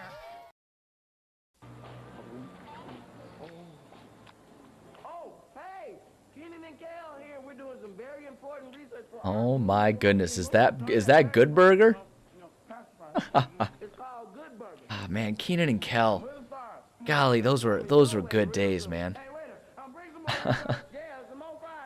Paramount Pictures presents a Nickelodeon movie. Oh my gosh. Good old Good Burger. Look at the timing about this is gonna be like look at that. That's just like perfect timing. All right. My gosh. Welcome to Good Burger, home of the Good Burger. Can I take your order? Golly, what a classic. What a classic. Ah, that's good stuff. They look so young there too. I think my favorite there is looking at Keenan and how young he was there. Cause he's still like relevant, right? He's still with SNL and all them, and he's got like his own shows and stuff now. Like, so like seeing how young he was there. Oh my God. Oh man, now I gotta look at pictures of myself from back then and be like, well, I was such a little baby. Are you coming up, Leela? Like, I'm going to come up and bother you because I want you to feed me now. You want up? I'll let you come up, but if you start pacing, it's not gonna fly. What happened to my darling dear baby girl who would just cozy up on my lap and just snuggle with me? That was like 1 hour ago. What happened? Like, I got hungry. That's what happened. Feed me. Feed me now and you can stop this. You can stop this madness if you feed me. No, actually what would really stop it is if I wouldn't indulge her and like pay attention to her and give her petting and stuff, because that just kind of encourages it. But she's just so soft and sweet and cute and fuzzy. Alright, I'm going to ignore her. It's gonna be really hard. I'm gonna put the blinder on so I can't see her. I had a buddy in college. He's an interesting fellow. Still is an interesting fellow. But when he was mad at someone, he would blinder them, and he would like that. Like, that's how he would do the cold shoulder if he was mad at you. Is he would just like sit there and he would like put a blinder on and make sure that he couldn't see you. Is what he would do, and so you would know that he was mad at you because he would like give you a glare, and then he would just like hold up his hand and like block you from his view, and he would blinder you. Very immature. I don't know if he would still do that nowadays. That was back in college, but we were basically still high schoolers, right? It's like you suddenly think about yourself as being more adult when you go to college, but really the only difference between a college student and a high school student is like 3 months. Depending on which years you're talking about, right? But it's like 1 summer is the difference. So we were still kids back then. Not legally, but like mentally, 100%. I'm still a kid today. Are you kidding me? Anyways, it was just a random little memory that I thought of. A random little memory gem that popped into my brain space there. Alrighty. Yes, let's start working on a map. Let me pull up. Oh wait, hold on. Let me give you guys the background music. I just feel like it gets so quiet and dull when all you have to listen to is my nasally voice. Hold on, let's get Dungeon Draft. We're covering all of the mapping tools today. Like what? I'll tell you what. Okay.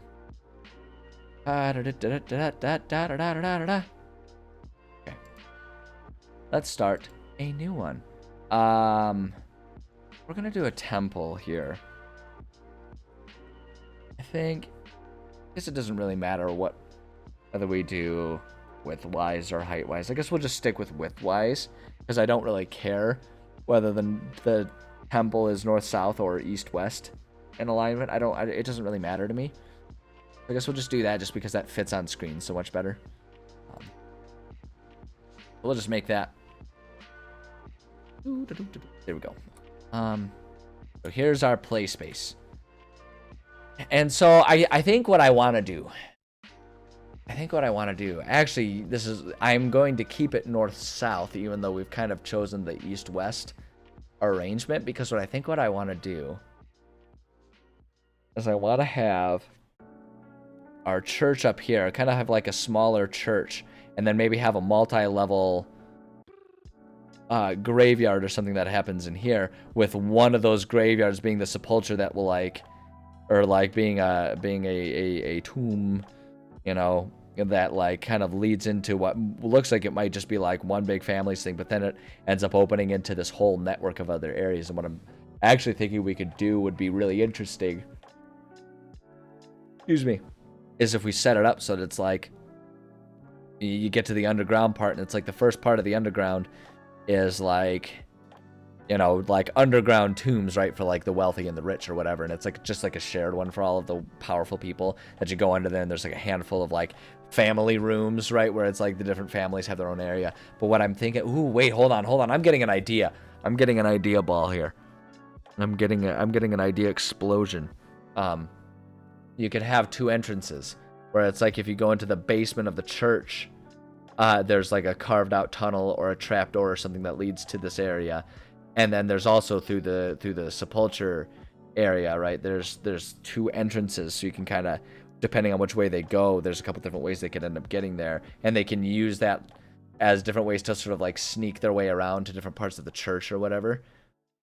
I like this. So okay, so just to finish the thought. Above is the church, the temple area. There's a lot of Snolls that are just kind of making up camp there. They're kind of living up there. And it's an area to navigate, and it's more than anything just an obstacle for them to overcome.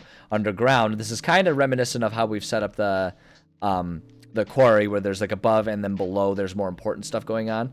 But I think we can pan it out and make it work. Yeah, I think we can make it work. The only other thing I'm wondering is if I want to do... Hold on. Hold up. My brain's still working overtime here. I'm getting more ideas. We could do 2 stories. We could do 2 layers of the church, and maybe what they're doing takes place on the second layer, but they would have to go through the graveyard. So they can either find, like, if they find the sepulchre, they can find a way to sneak their way into the church, so they can avoid having to go to the graveyard area. And they go above. Yeah, I like that. I like that better. That makes it a bit more interesting, because then it's not always the goods are buried underground. I like that. I like that. Okay, so here's what we're gonna do. We're gonna do 2-story church with a graveyard. That's one area. Underground grave tomb area that has like some carved out, dug out tunnels that lead into the church, or maybe even just a whole network of underground tombs. That, like, there are a couple entrances. Maybe there's a couple entrances outside, and then one that's in the church that they lead together. Or maybe there's just 2 separate underground tombs that all have been, like, carved out by someone at some point in time, that it's unclear who would have done it.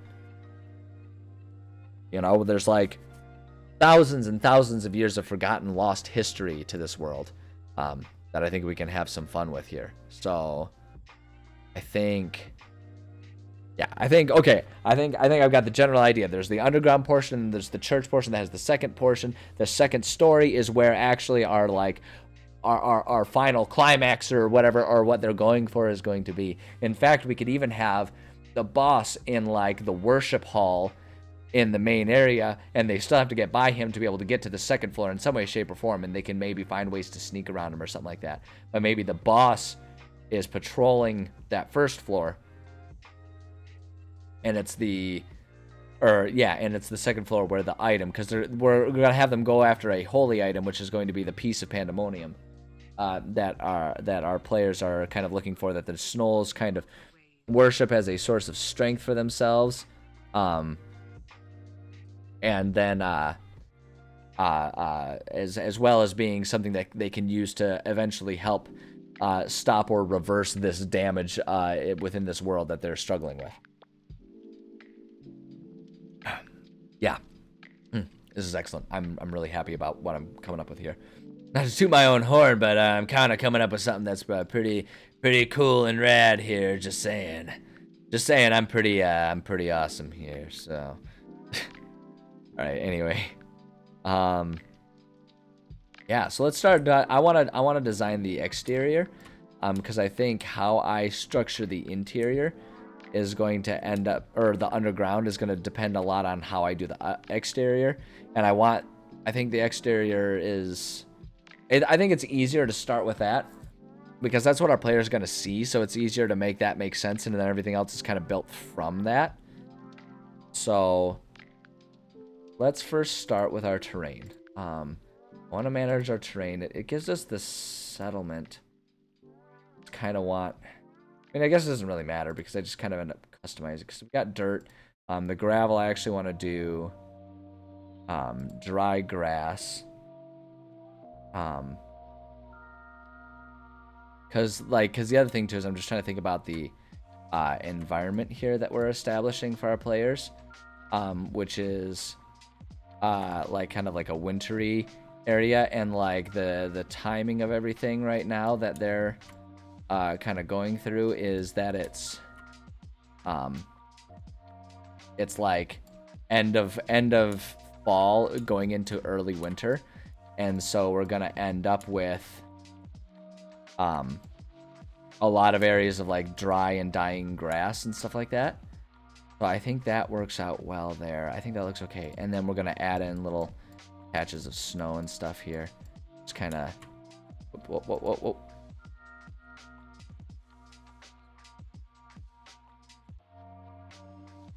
Careful when I'm kind of doing this random toss around of the snow and stuff.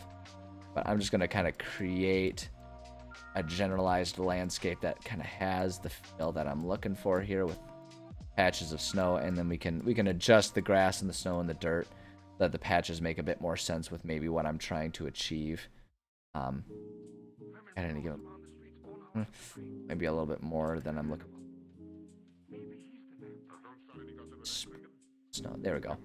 So then we can obviously like kind of manage and adjust it as we need to. But if we kind of start with this and then put some of our other landmarks or other things that we're trying to achieve, then we can adjust those to make more sense if we need to.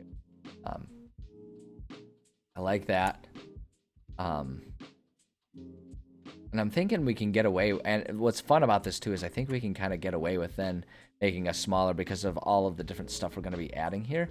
We can kind of get away with making a smaller church that makes a bit more sense rather than trying to make a huge one. Go building tool. I'm gonna go with, I mean, I want this to be a slightly bigger church, so let's go with stone walls and stone floors. Something a bit more grand than just like a really small village wooden motif, which has its place and will probably show up in this map. But for this one, because I want this to be a little bit bigger, a bit more important, because the whole temple is the place, I want it to at least be big enough and believable enough that there would be like wealthy people in this town that would have like special burial grounds and stuff like that. Because like if it's just like a ramshackle barn raised wooden church or temple, makes a little less sense for there to be these like really extravagant underground tombs, you know what I mean? So to just have it logically work out, I think we need it big enough to be stone. And so what I'm going to do here, I am going to design, I think what I want to do is, let's start here. I don't like the way that looks. This is the opposite of Men's Warehouse. I don't like the way it looks. We did, what if I did, hold on, we've got cobble. If I did something that's a bit more, different stone, maybe if we did like cobble, and if we did concrete slab, yeah, let's try that. Just see if that gets a better look, because I don't, like, I'm not all about looks per se, but I want it to look, yeah, that looks a lot better. I like that a lot better. All right, so we did that, although I made that too big, I think, actually, because what I want to do is I want to do that. I think that'll work out well, because I'm going to do that right there, and then we're going to just up here do second floor. That's going to be the second floor. The second floor is just going to be like a smaller area. My thought here actually for the second floor is like the second floor would have just been like a small area that one, like a bell tower would have hung up from, so we might put just a small area here that has ropes that would, like, in theory lead up to the bell tower. The bell tower isn't someplace to go up to, but that's where they ring the church bells, in just a small area there. It's not a big extravagant bell tower here. We have that, and then this would be maybe like, you know, going along here and here. That's where like the different monk and priest quarters would be, right? Those that actually lived at the church, the nuns or whatever have you. We'd be there, and my thought is maybe the Snolls will have knocked out a couple of those walls to make a bigger space so we can kind of show some rubble, but then have like a couple rooms up there. And then down here we can have, you know, if we want to do, my thought is, actually, yeah, this could make it a bit more interesting. If we do, let's get our wall tool here, and let's just start goofing around, because we can always change this up if we need. Let's do wooden walls on the interior.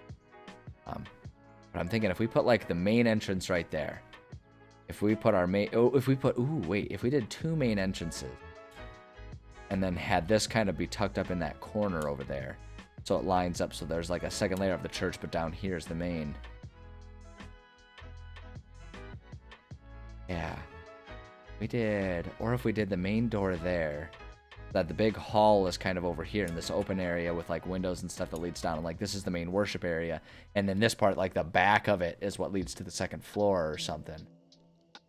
I think that works. I kind of like that. That's an interesting kind of, at least for the way I usually design things, it's kind of not my usual, which I'm always trying to do. I'm always trying to come up with different ways to design things to add a little bit of variety for my players. talk about it a lot, how I don't like falling into my own habits. You know what I mean? Like, I don't want all my stuff to feel too monotonous and samey. I want this to be, this area I know I want to be our main area. What I might do is just offer, that's going to be our main worship hall. Maybe what we can do is, like, that's the main worship area, and maybe we just do, like, a couple, like, there's a room or two over here that would be separate rooms, like a confessional and a storage room or something like that. And then maybe we kind of block off that little segment right there as, like, the entrance hall or something like that, and then this is the main worship area. So that gives us, like, 3 areas, and then maybe in the back here we can do a couple staircases. If we do staircases, let me think about something. Build here. I'm going to just for the sake of making it sort of conceptually a bit easier to understand what I'm going for here, I'm gonna erase this, remake it like this, because I want this corner. Oh, I want, you know what? Never mind. We'll keep that right there because we'll do the staircase and we'll just have the staircases match up right there. Maybe. We can have like a staircase that matches up and we can have like the rooms, the monk rooms and stuff. In fact, let's just go ahead and do that. Let's go to our wall tool here. We got our wooden walls.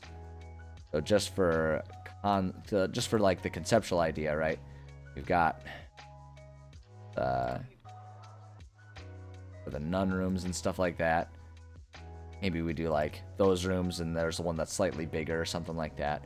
We do that and then we can have, so if we're going to have like a staircase that runs up to there, then maybe right here is like the bell room, right? Do that, but then we'll have a couple of these walls knocked out. Maybe what we can do is now let's, there's got to be,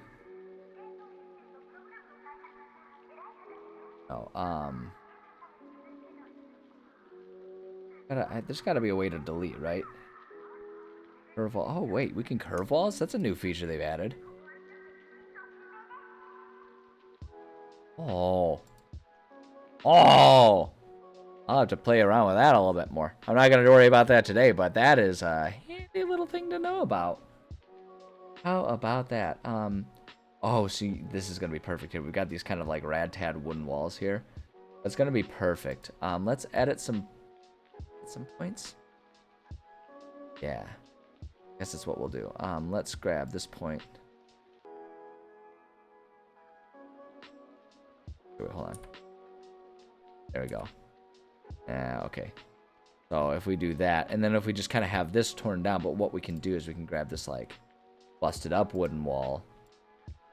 Kind of do that.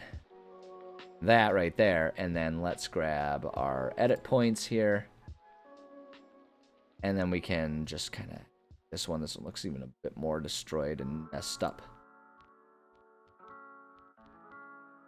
That right there. So you can see, oh yeah, I don't like it. I don't like it going out past the wall. Never mind, hold on. We got to do this. Stick with this one. Then what we can maybe do is like, oh, never mind. I don't care for that. Undo. Okay, we'll just leave that as it is right there. So we got that kind of busted wooden wall, and then once we start decorating the area, we can add a bunch of rubble and stuff there. So it's this bigger area, and we can put like maybe the item that they're going to worship in there. So this could be like our main worship area, and we can just add a couple little rooms right here just for the sake of adding some stuff. But I'm thinking if we consider this maybe 2 rooms up here, so that'll give us 2. Grab this.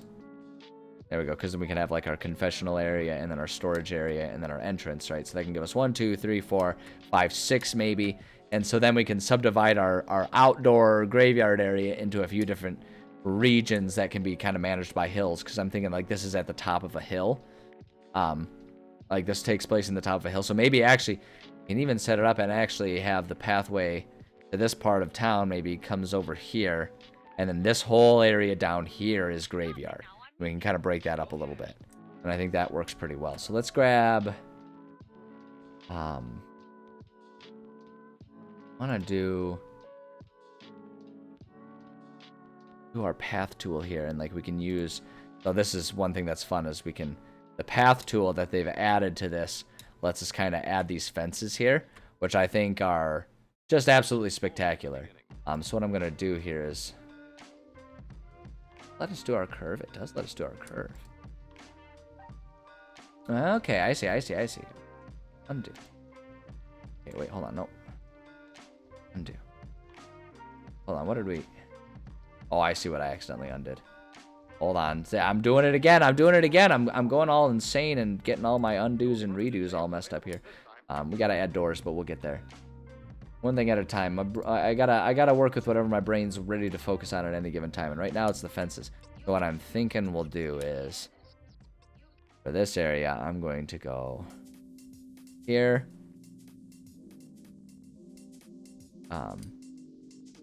If we do like that, because what I want to do is like kind of fence off the whole area here. If we do that, go like, I guess if we do that, can I edit points? I can't edit that one. There we go. So there's our curved fence there. Now the only thing that I need to do, so here's how I'm going to do this. I'm going to have to get a little tricky because I'm not going to be able to delete just some points of this, I don't believe.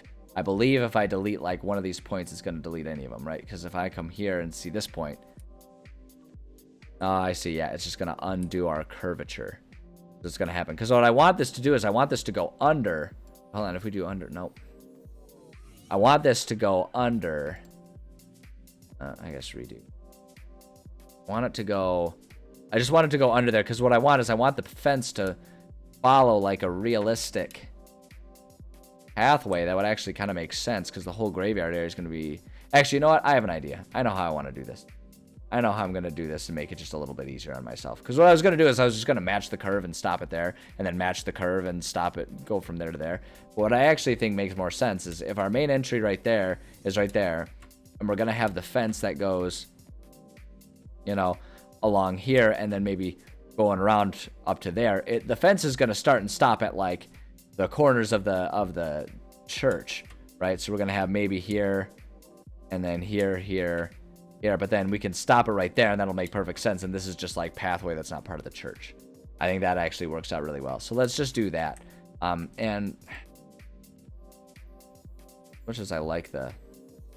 Oh, look at that. It's going to automatically curve it for me. Oh, well, never mind. I was going to get all kind of worried about like trying to get like some curve to the fence going, but actually this works really well. We can just kind of do this here, and then we can have like our entrance right there. I'm going to put like a gate to it there. Look at that. The curve is like handling it really well for me here. Kind of do a couple little odd little like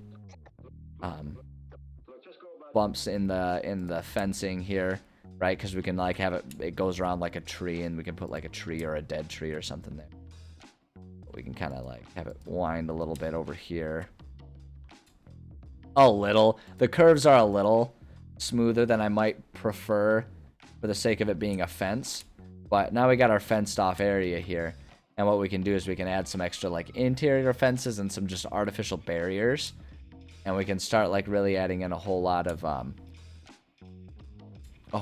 like fun details and stuff. Because if we got 6 rooms up here, then we just need like 4 areas here. So we can kind of, in some ways, subdivide all of this up. So now I'm going to go to my terrain brush. We're going to take our dirt back. And we're just going to do this to make our pathway here that leads eventually out of the city is the idea here. I think that'll work here. And now the only other thing, this might get kind of tricky. I want to just like put a door here. We can do freestand. What we can do is we can do freestanding for oh, look at that. They got broken wall segments. Interesting. Okay. All right. I see what they're working on there. At any rate, what I was originally getting at is we can just kind of do this here. And if we freestand them, if we do freestanding and don't snap it, we can kind of put these doors. Actually, what we can do is we can kind of Let me see here.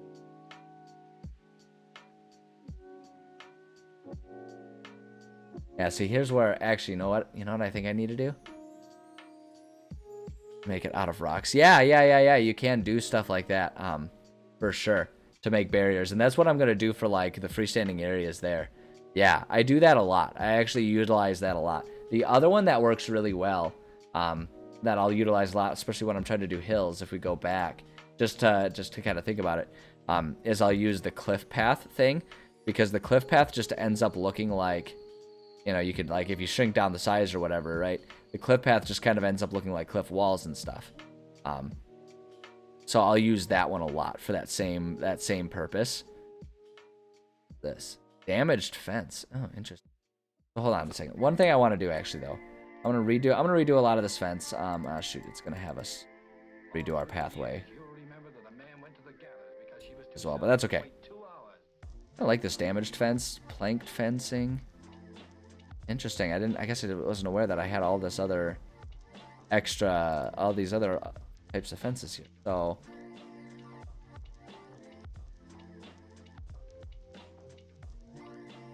oh shoot, hold on. Okay, I didn't want to undo. Oh shoot. Dang it. What did I undo? How much did I undid some of my walls? Oh. Because I keep forgetting the order. I keep forgetting that undo when I'm still building a fence won't get rid of the fence that I'm in the process of building. I need to finish it, then do undo. Oy vey. I am so not a professional at this. Snap. Crackle and pop. There we go. Got that wall back. And let's get down right there. Boom. There we go. Okay. Oh boy. Oh boy. Oh boy. Oh boy. Yeah, so I'm going to go back to our path tool. The other thing, too, one thing that I'll do a lot with fences, depending on what the purpose of the fence is I'll use, like, this thin wooden wall here, because this kind of ends up having a real good fence-like appearance. The problem with it is it behaves like a wall, and it'll stop point of view, and I don't want that to happen with a fence. It's just too bad, because I wouldn't mind if the fence behaved like a wall in terms of movement, but didn't behave like a wall in terms of sight. But they don't really have that there, so we can just go with our path tool. Stick with that. Let's do our damaged wooden fence, because it's meant to be an old thing, and we'll just kind of be a bit more careful, I think, with how I do this, because then what I'm gonna do, just kind of get our fence going here. I'll be a bit more, I think I'll try to be a bit more attentive about, like, how big the segments are to make it seem a bit more there. So what I'm going to do is we're going to do that, and then if our gate is going to be, like, say right there, we'll just end it right there and then pick it back up like right here. And so then we can just do some, like, wooden debris and rubble on the ground there, and that can be our gateway without it being weird to our players that they're just walking over a fence that doesn't even, by appearance, look as though it has, like, a gateway or anything like that. It looks like it's just, like, some strong, like, impassable, you know, like, no gateways fence. Never intended for anyone to pass it, right? That would be weird. So we can just do that, and there we go. And then we can just add some, like, rubble and stuff. That will make it look a little bit more like a busted down gate or something like that. Just to really get there. I almost like the idea of putting some vines, but I don't think, like, as cool as these vines are, we could do some dead vines. Hold on, what do these end up like? Ooh. Do some patches with some vines. Right? Just kind of do some patches like that, and we can put some tree overgrowth and stuff there. That actually looks really cool. I like that, because then we can go to, check this out. Check this out. Object tool. Go to the scatter tool, and just do tree, and then just find probably, like, some of these, like, dead trees, just to make it atmospheric, right? You can kind of do that so it blends in, right? And so it doesn't look like there's quite as sharp a demarcation going on there, right? And you can kind of disguise that, and you can throw some of those things in there. You can also find some, like, shrubs and stuff to throw in there. Ooh. It's gonna be good. gonna be really good. Okay, all right. Well, let's go back to our pathway tool. I'm gonna do a couple more patches of these vines. It's kind of fun too, because you can just kind of like try and find the points where I sort of connected things. Do that and just kind of come around here, and even if it's not exactly on, that's fine. This. Put that one right just like that. A bit of vines, maybe put some vines over.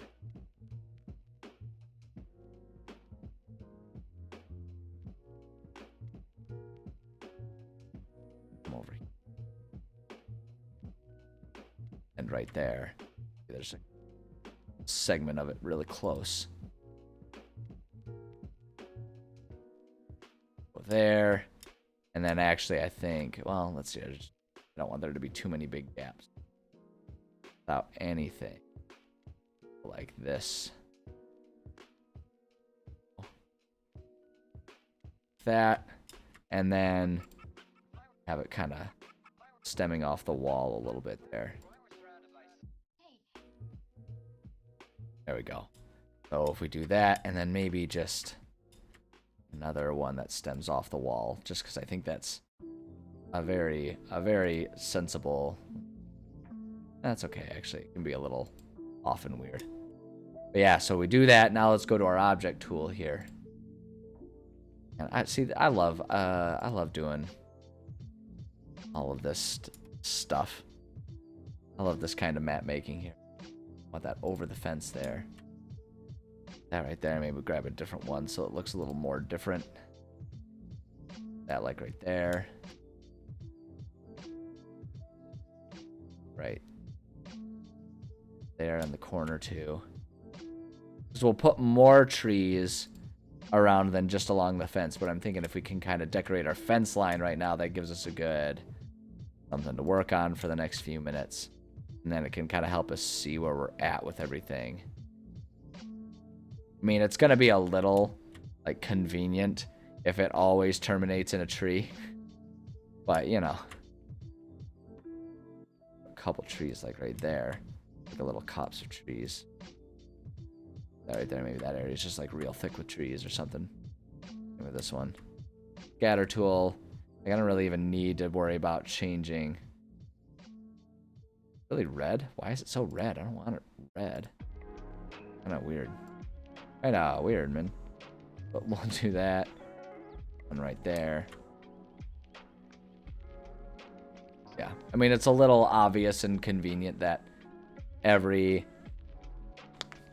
start and stop to the vines happens to have a tree nearby, but I think it still kind of gets the effect along. And I don't think it looks too particularly unnatural and weird. Just looks like maybe that's the area where things got overgrown. But we can do that, and then we can also take some of our take some like evergreen trees that are still alive as well and kind of plop those along the fence line. And we will go ahead and we will eventually be filling in all of, yeah, and like hook one in with some areas. Maybe nope. I'm gonna put it by the building. We need to make sure it doesn't accidentally bleed into the building there. But yeah, we can set. We'll eventually get all kinds of stuff going on in here, but I gotta figure out how I want to subdivide all that. And actually, I kind of like the idea of maybe that's just like a tree that kind of stands guard there. So okay, perfect. Now let's go back to our terrain brush, and let's grab some dirt. Yeah, as you can see, the process of making maps and everything for me is not a simple fast forward process. It's just the way I am. I really like kind of getting stuck in the weeds with this type of stuff, right? Like I really like getting into the details of all of it. I think that's just like great fun to kind of get that extra layer of detail and attention into my maps and stuff. And I find my players are quite appreciative of it too. They like these maps, especially when I'm being insightful enough in how I design these things. It's just, I don't know, those are feeling a little too, I don't really like the way those are painting. I wanted to try and make it so it's a little not super obvious that there's specific path, but I think that's just, I think it looks better that way. I think actually if I want to do it, it'll be easier to do it with snow, so it's like the snow's encroaching on the path rather than it looks like someone shoveled the pathway. You know?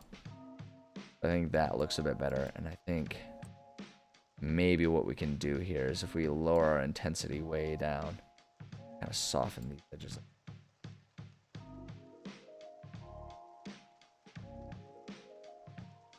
Just kind of do stuff like this here. Go. Kind of do the same over here. There we go. Okay, that looks a little bit better. A bit more. Same concept here. This is where, yeah, like this is definitely where my obsession with like the details. This is why it takes me so long and why it's so beneficial for me to have my games and my sessions planned out ahead of time. Because if I were trying to reactively do this much detail every week, I would never be ready for a session. Never. Not once would I ever be ready. It would always just be like a mad scramble to try and have everything ready for my players. And it wouldn't be fun for them. It wouldn't be fun for me. This is why I need to work way ahead, because I like adding this detail. See, look at that. I think that looks really good now. I think it's really good, and I'm happy I took the time to do it. We'll add a little bit more right there.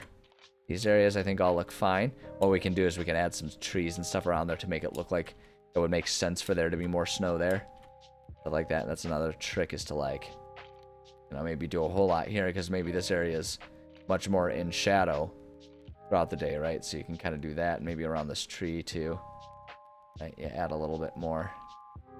There we go. Kind of adds to it, and then kind of coming out there a little bit. There we go. And then maybe you just add a couple little bump outs just so it's not too obvious of a line there. But yeah, you do stuff like that. Now that looks really good. The only thing I'm thinking is, let's see, make a brush size there.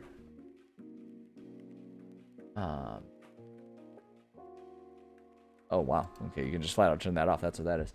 I was just looking to see if they have a they have like an erase. Nope, apparently not. I was just thinking I might try and thin those out, but I guess if I wanted to thin it out, the trick for that is to small brush.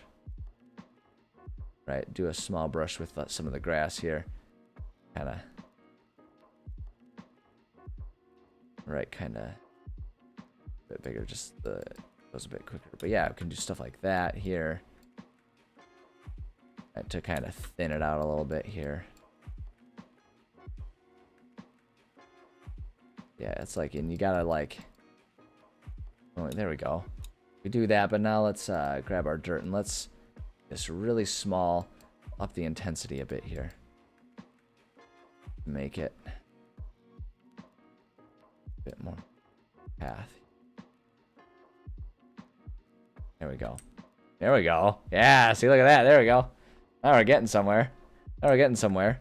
Not really. We're getting nowhere because I'm going so slow because I'm adding all of this detail. But damn it, I know my players really like it when they open up these maps and they see these like really attentively made, detailed things, right? And so I like to provide that for my players. That it's meaningful to me to add that level of attention and detail.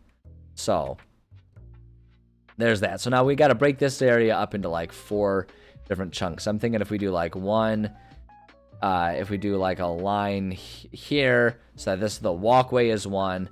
If we do like a line here, although I had the idea of doing like the different hills, right? Like this is an obvious separate area, right? We can obviously put a few separate things right there. Oh, excuse me. Oh my goodness, that's weird. I don't know where that yawn came from. But yeah, we can do obvious area right there. Which means we need 3 more. And so we put in, like, if we go on to break this into 3, we can do 1 right there and then break this into 2. That we got 1, 2, 3, 4. If we do something like that, and we can just add some kind of natural demarcations there. Oops, I didn't mean to press the start button. Control, so we can zoom in and out.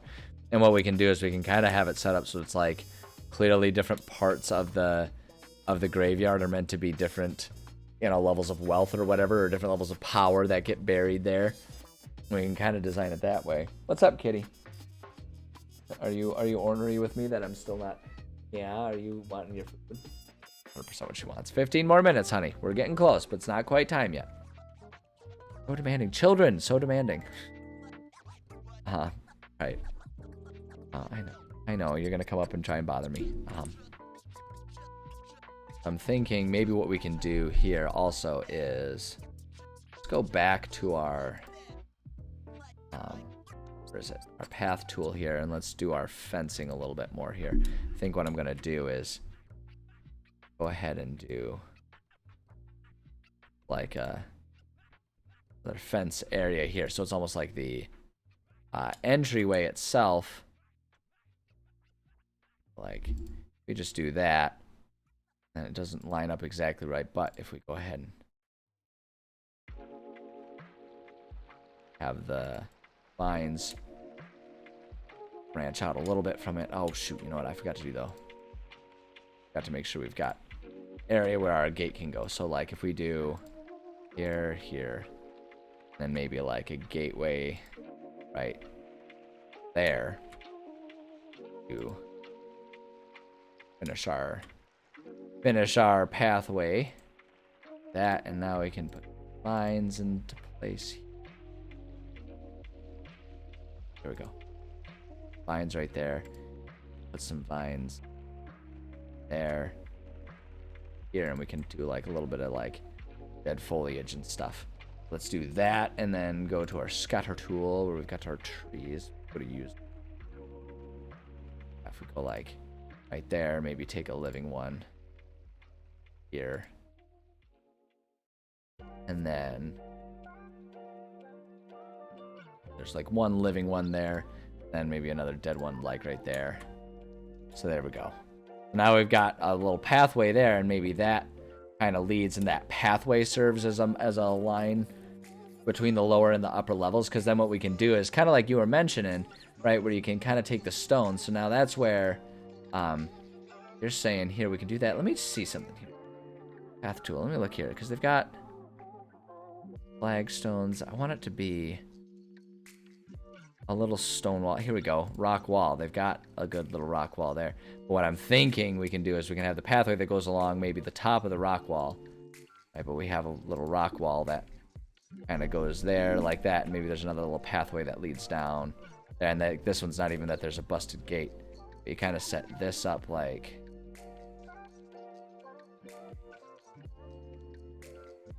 do it that way, so then the trees can disguise it too. So there's got a little rock wall, and so the idea is that there's maybe a bit more what am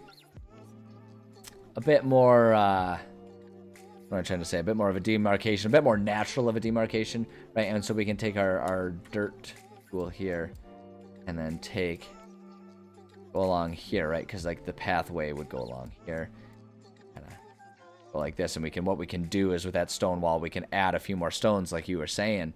We can add a few more stones to make it look a bit more of a slope, like a stone slope that kind of is steep, rather than explicitly a wall. And if we just set the pathway up like that, right, and then we can think about if we want the path to go anywhere else. But now we can do, like you were saying, go to our scatter tool. Library, actually, let's see here. Do they have like a rock or a stone one? Rock. There we go. Take some of these here. There's not. First off, we need to unsnap. Okay, I want these to go. We'll go under the tree, but it won't go under the rock wall. But actually, you know what? I think that. Okay, I shrink these down a little bit.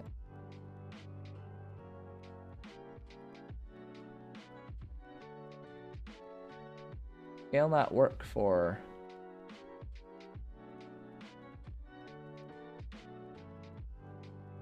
I don't understand why the scale isn't... Oh, there it goes. So we needed to get that first one out the way, huh? All right, well.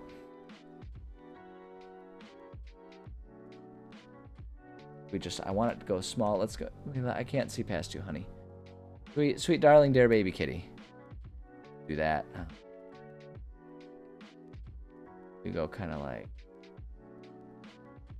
Yeah, I don't like that. I think I need to be willing to be more patient with like just a single rock here.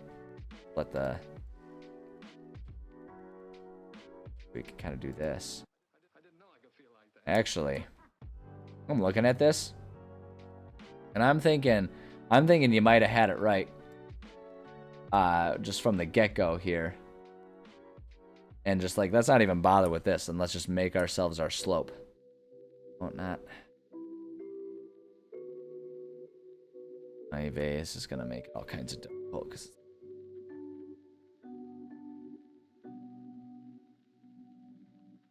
I'll get rid of that point. There we go. There we go.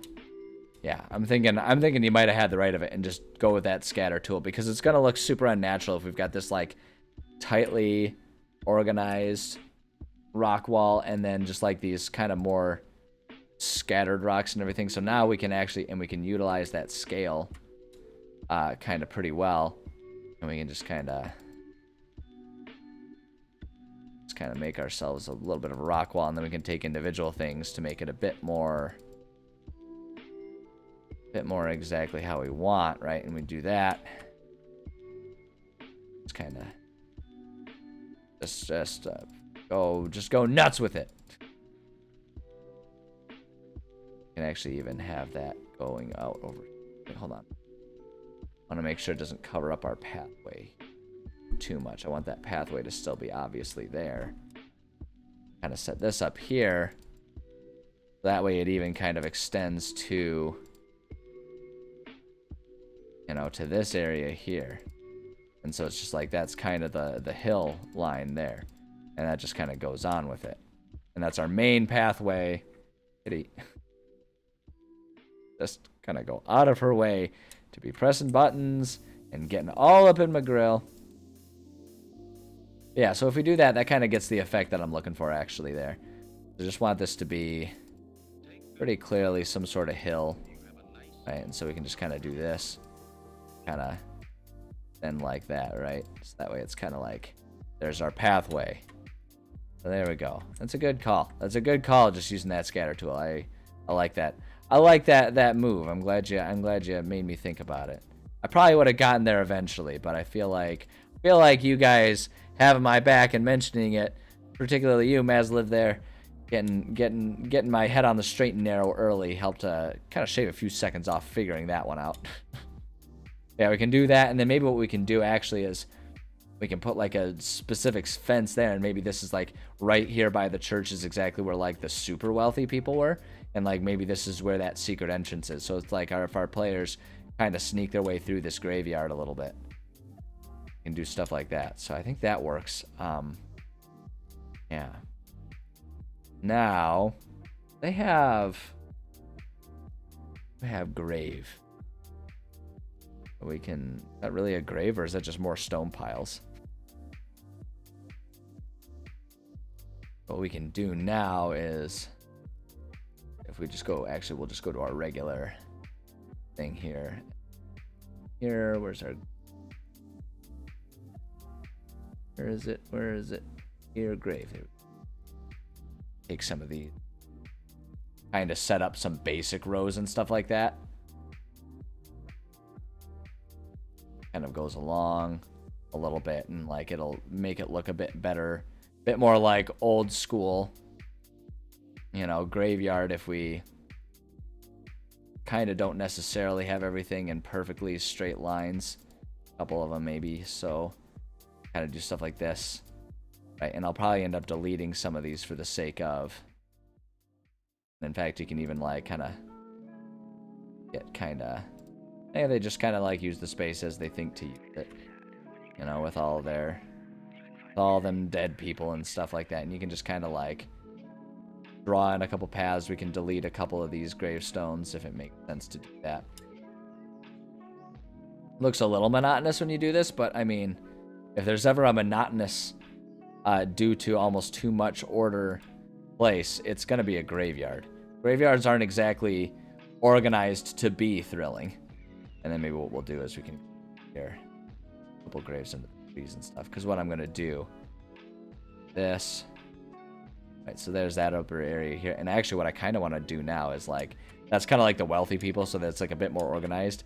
Kind of want down here to just be like really old and all kinds of scattered, so I'm actually going to go back to my scatter tool. Oh, scatter tool.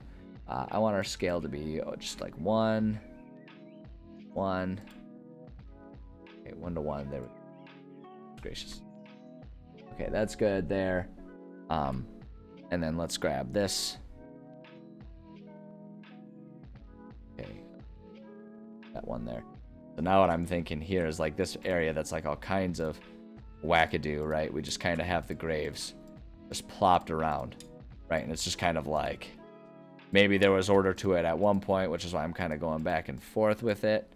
But maybe it's like this area is just all kinds of like that's the really old graveyard.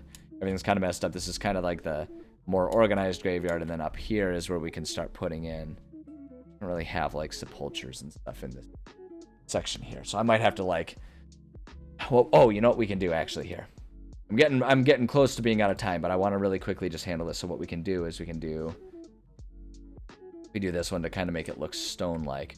What we can do, let's go ahead and back to our snap here, and then if we just go like. How big do I want to make? I actually just kind of want to make these small so there's a few of them, right?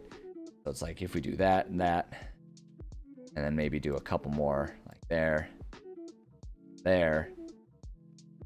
I'll do like 1 or 2 more. Do that, and then this, right? So it's like that's where all like the really rich people would put up their stuff. And it's like that's where, you know, in one of these things is like the door's unlocked and that's how they can get in there, and it'll eventually lead to the underground stuff. Right, and that's kind of how they do it there. That would be good. Mayor's back with the potato internet. I'm sorry about the timing because I'm just about to do a sign-off, though I do appreciate you stopping by at all, my friend. That is for sure. I do appreciate you stopping by. But yeah, with this stuff there, the one last thing I'm going to do, here we go. I'll make sure you don't get absolutely nothing here.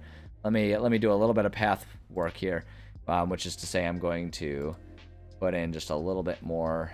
On edit points, we're just going to put one more bit of fencing here. We do that, and then put this fence that goes like maybe right there. There we go. And so that will lead our pathway up there. And then maybe actually we can just do a little bit more. Let me go to our terrain brush here, and we'll do maybe that there's like a pathway that kind of winds between some of these graves. And my thought was like the path that kind of goes there, and the pathway would lead up into here, which then we've got into separate areas that then each of these doorways here. Actually, you know what I think I want to do? Let me go back to my roof tool here. Roof tool. Is there like a delete or a move? Maybe I could just like grab. Yeah, we can just grab that and delete it this way. Delete those. So we've got like 2 small ones, and then maybe what we'll do. Here's how we can do this. Go here, go to our roof tool, bring it back to the snap just so it looks a bit okay, and then what we can do is we can have this one be a particularly sizable one, and that's like where our players will go in, and that's like the one that really leads down there. So these are just smaller ones, and then this is like the big one that is a staircase that leads down, and that's what we've got there. And I think that looks pretty good already. We've got a lot more work to do here, but I think this is a good start. This definitely has the look about it of being sort of an interesting place to kind of explore. I feel like we're kind of doing a pretty good job. The only tough part is adding more without it getting too busy is going to be a bit of a challenge here, but I think we can accomplish that. But we're going to have to accomplish that next time. I need to go ahead and do my sign off here because I have to get ready to go to kickboxing here. So let me go ahead and bring us over to our chatting screen here so I can do a sign off. Thank you so much to everyone who stopped by today. I had a lot of fun getting back to writing today. It's been too long. Like a week and a half, 2 weeks since the last time I wrote. So I'm really glad to be sitting down here writing with you guys. Yeah, no, I'm just happy to have you guys here. I love doing this. I have so much fun with this. You guys always have such great ideas. I love hearing about your guys' ideas. I love knowing that my ideas help give you guys ideas, and just feel like it's a really good time for all of us to be better D&D players, better DMs, better writers, and all that kind of stuff when we just sort of share ideas. So thank you so much for stopping by. It always means a lot. Just thinking about scheduling and stuff like that and any sort of announcements. today, so my usual streaming schedule is Monday, Tuesday, Thursday, Friday, 11:30 a.m. to 3:30 p.m. That's usually the schedule I try to stick to. It all really depends on what my work schedule does, whether I have to cancel any of those. So that's my usual schedule. Mondays and Thursdays being writing, Tuesdays and Fridays being gaming, with other times that I try to add in whenever I can. Those ones are much less regular and much more about when I have time and energy. So if you want to like hear about those things and know when to watch those, I suggest getting connected up with Twitter and Discord, because I'll make announcements, especially Discord. I'll make announcements. Twitter, I put up little blurbs about when I'm going live. So if you just want other ways besides just following and getting messages on Twitch about when I'm going live, those are good ways to do it. Just a note, with that regular schedule, I do know for a fact right now that next week, Monday, I will not be able to be here. I do have an appointment for work that I have to keep, so I cannot be here. I won't even be at home, even though I work from home. I won't be able to be here. I have to be out on site for a job. So no streaming next Monday. Other than that, as of right now, though, the rest of this week and next week, we should be at our usual schedule, which means that I should see you guys tomorrow. Let's see. Oh, just a couple other ways that you can stay connected if you want to. I have Instagram and I have TikTok. Trying to learn how to use those things. It's really funny. If you just like my sense of humor and the stuff that I get up to, you can follow that stuff there. I'm trying to figure out how to do all that stuff. And honestly, we talked about like watching my slow descent into madness. Those are good places to watch it, because I don't know what the hell I'm doing, and I feel like I'm losing my mind trying to understand what all these young whippersnappers are doing on TikTok. But it's fun. I'm having fun with it. So check me out those places. And then the last place to stay connected to is I have my YouTube channel. I do put all my VODs. Kitty, just be patient. A couple more minutes, honey. I put all my VODs on YouTube, so you can watch everything that I've done there. If you want to go back and see other things I've written and all that other stuff I want to do. Hold on, let me see. It's mainly thoughts twerking. That has not been my experience. I will defend TikTok enough to say it's only thoughts twerking if that's the stuff that you like and sit there and watch. If you scroll past that and like other things, mine has become pretty much exclusively home renovation and baking things. So watching people make and bake things is what mine has become, and I actually find it quite lovely. So, just you gotta work, you gotta understand how the algorithm works, and you gotta play the algorithm a little bit. But at any rate, go check me out on those places. And yes, like I say, YouTube is there. So, with that, that's all I've got. That's all I got for you guys. So thank you again so much to all of you guys for stopping by. I appreciate you guys. I have so much fun doing this. And I love that you guys are having fun watching me do all this stuff. So, yeah, take care of yourselves. Hopefully I'll see you tomorrow. If not, maybe I'll see you next week. Whenever I do see you next, though, I am looking forward to it. Until then, take care of yourselves, and I will catch you cats on the flip side.